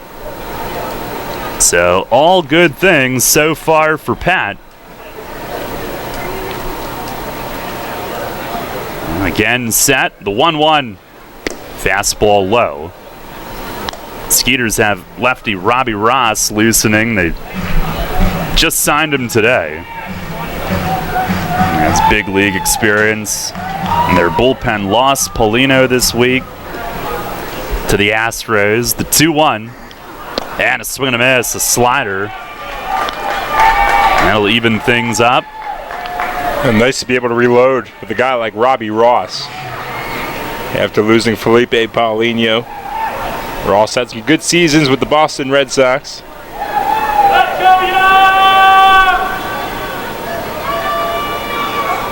Young nods yes. A little more heat lightning in the air. The pitch way outside, a slider. Got under Tejeda's glove. Bat boy will come grab that. 3-2. And that's all right. Trying to go out of the zone there.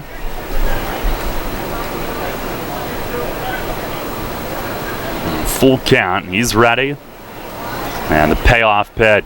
Swinging a jam shot grounder. Young runs it down. He will sprint across first base himself. Going toward first. He got there. And the athletic big man just kept on running. 2 down. He's got some wheels when he puts it down. He can pick him up and put him down pretty nicely. Denies the fact that he ever played outfield. Yeah. Even though it's on Baseball Reference that he did. But he definitely showed some serious athleticism regardless. That was a good sprint.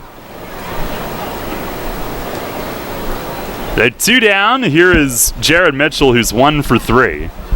First pitch down and in. And that ricochets up against the netting. Mitchell lucky that didn't hit him in the toes. Let me rephrase that. Pat Young jets to first base. There you go. I like that.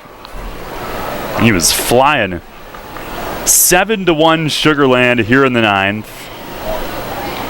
Trying to end the Revs' longest winning streak in 7 years. Pitch. Slider bends in for a strike. He definitely, for the most part, looks like his old self. Goes to the rosin bag.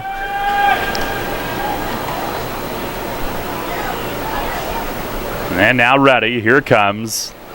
And a slider backdoors it for strike 2. Mitchell electing to not pull the trigger on that. Young trying to pretty much dominate the top of the order here in the 9th inning. Strikeout, weak ground out. Now Mitchell will ask for time. And back away.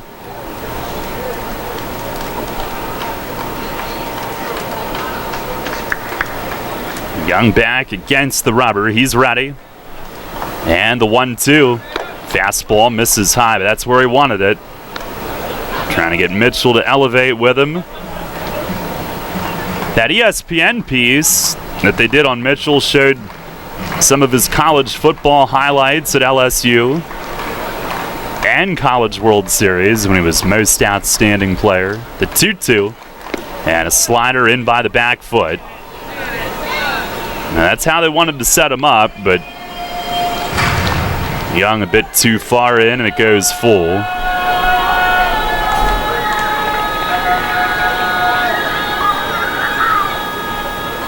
Mitchell, the former LSU Tiger. Young, the former Villanova Wildcat. He comes set. Here's the payoff pitch. Swinging a broken bat liner into right center field. It's a hit. Mitchell eyeing up the lumber as he drops it to the turf. A 2-out single. And here comes one last chance tonight. That RK man. You hear the moo. Good swing and miss stuff from Young. Is this the matchup you like? If there's one that I do so far this game, this would be the one. Guy swings at the first pitch and pops it up every time, though, so far today. And he lays off a slider away here.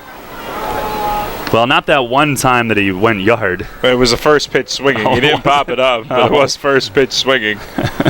He did go yard. On the 1-0, slider darts outside. Phipps is 1 for 4, homered in the 5th. The solo shot is 10th.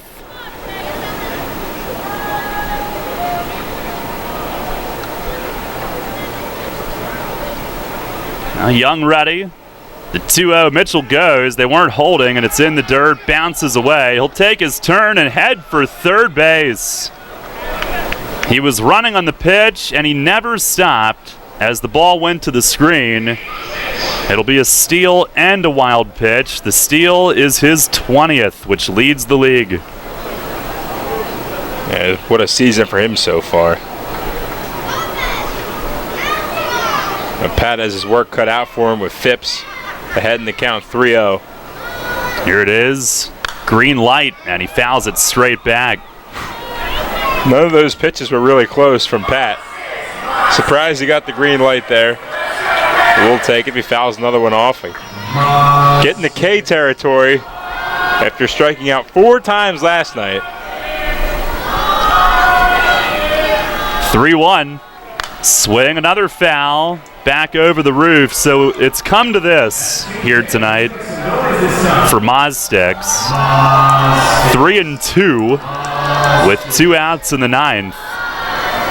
Fouling back a couple Pat Young fastballs. Pat going right at him. Now he's ready. And the payoff pitch. Swing and a miss. He struck him out. A slider gets him. And Brett has done it again. And Pat Young seems to be back on track. 2 strikeouts in the inning.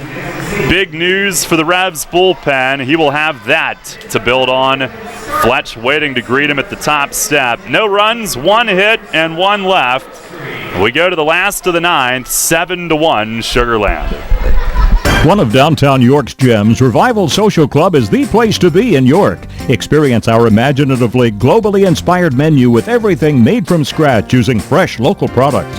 Try our innovative, creative cocktails at happy hour, Monday through Friday from 4:30 to 6:30.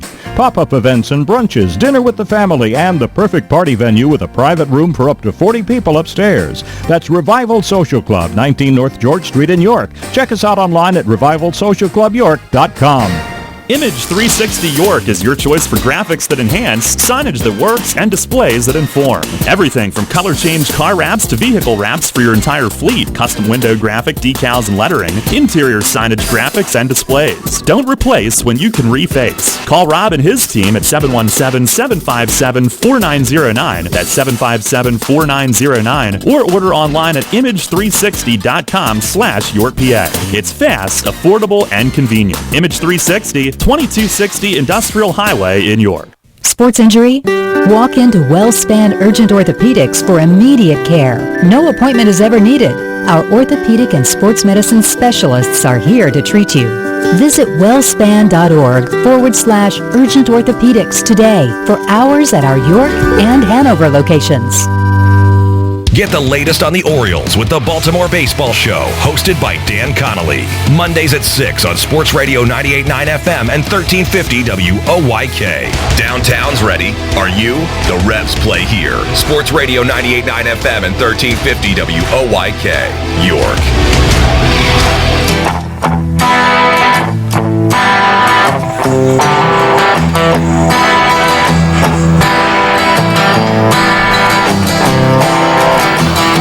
Now to the bottom of the 9th inning, it is 7-1 Sugarland.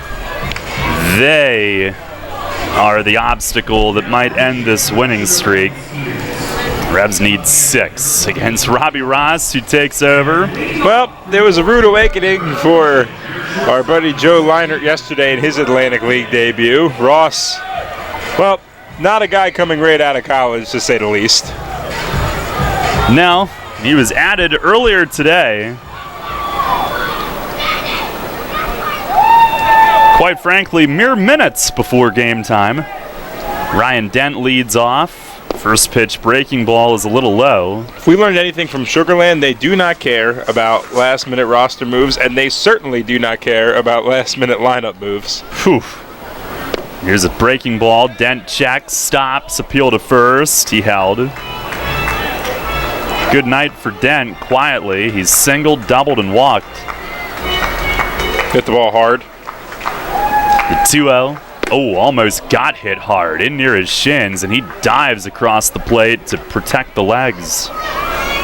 He's already had knee problems this year. You don't want to take any bone bruises down in the lower half. 3-0. Outside. Ross missing with his first 4. Now Ryan Dent on base all 4 times tonight. Leadoff walk here in the 9th. Ross, 29 years old. Last year was in the White Sox system, AAA and Single A. Makes you think an injury situation for him to go from one to the other. He's been in the majors with the Rangers, Red Sox. Well, Single A is almost always rehab. Here's Castillo, who takes a strike. All the guys in the major leagues that are up with the big boy clubs, they always go down to Single A, most times than not, single or double.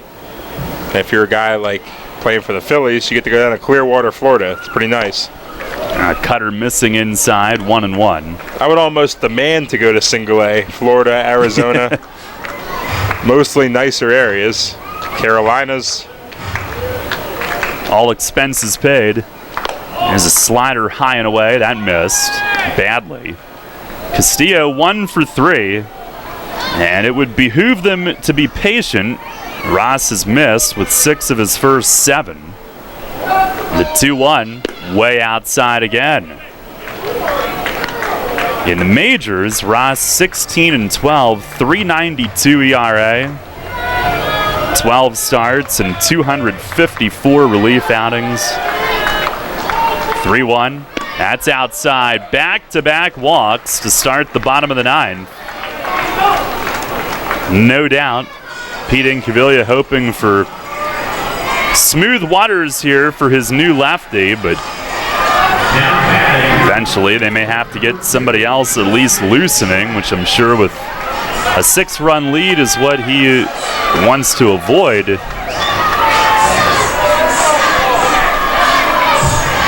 This is Ross's first action of this season. Here's Trapp, 1 for 4 with a double. First pitch is up high. Just keep taking. Great city of Rome wasn't built overnight. You got to get some base runners on. 1-0, and that one is right down the middle. One more walk, and I would think Pete starts to get a catcher down there. While there's some guys running around. Hey, out of the clubhouse. You got to get some guys going just in case. Here's a line drive to right. Mitchell back a step. Right at him, though. He catches. That's the first out.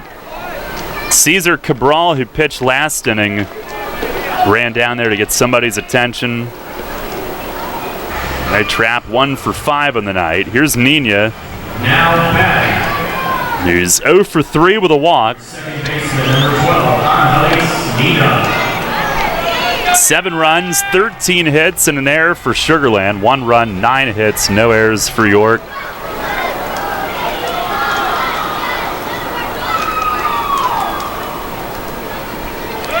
And now Ross will step off. I believe the man who is beginning to play catch is Daniel Schlereth, Mark Schlereth's son. As Ross misses outside, he has been excellent. And I'm sure with Paulino's departure, it's definitely some sort of back-end role for Schlereth. And Mark was an average football player. Here's a chopper foul against Nina's foot. It was okay. You know, he might be tuned in with his son. We're the international feed for this game tonight. Are we? Awesome. Well, if you are, Mark, I'm just kidding. Stink. You do great work.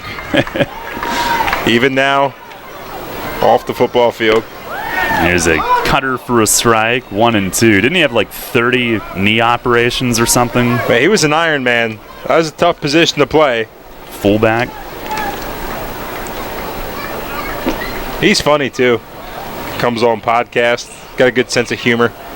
Pitch from Ross, swing and a miss. He fooled Nina, who committed early and ends up waving at one for out number 2.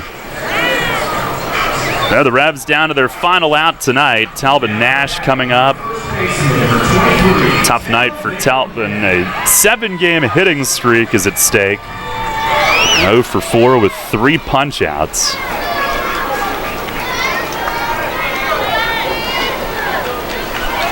This win streak may end with a thud here tonight, but record-setting. First pitch breaking ball is over for a strike. Longest since 2012. It's sad to think about it, but You want to talk about a great week overall from us? Spent the whole week together, Daryl. This was a lot of fun. Pitch, it is down low, a ball and a strike. What started on Monday with Nash last Monday hitting 3 home runs. Won 4 of 5 against a good High Point team, and then Lancaster. That was just a drubbing, a slaughtering. A weekend full of L's. The 1-1 swing and a foul against the top of the net. Nash was also fooled on that swing. Yeah, we helped them rock the L in a big way. So many L's. Well, this winning streak down to its final strike. So much history packed into this past week. There's the stretch from Ross, the 1-2. Slider into the dirt. Nash lays off that. Tomorrow night, Mitch Atkins against Dallas Beeler in a rubber match. Excellent pitching matchup tomorrow.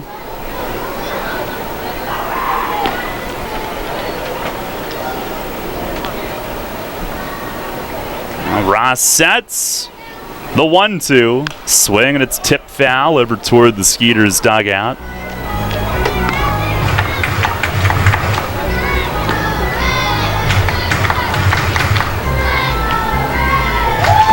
Well, the Revs have certainly completely changed the complexion of really this entire season. They were getting no traction. Now there's a ton to build off of. And Ross ready. Another 2-2, swing and a miss. Breaking ball gets Nash, and that'll end it. The winning streak, the longest since 2012, but it ends at 7 games as Sugar Land halts it with a 7-1 win here in York tonight. A couple walks from Ross, who couldn't find the zone to the first 2 hitters, but rights his ship and gets the next 3. And the final 2 on strikeouts, and the Revs will try to win a 3rd straight series in the rubber match tomorrow night as the 7-game winning streak ends by a 7-1 final. Stay tuned. Post-game show is coming up next.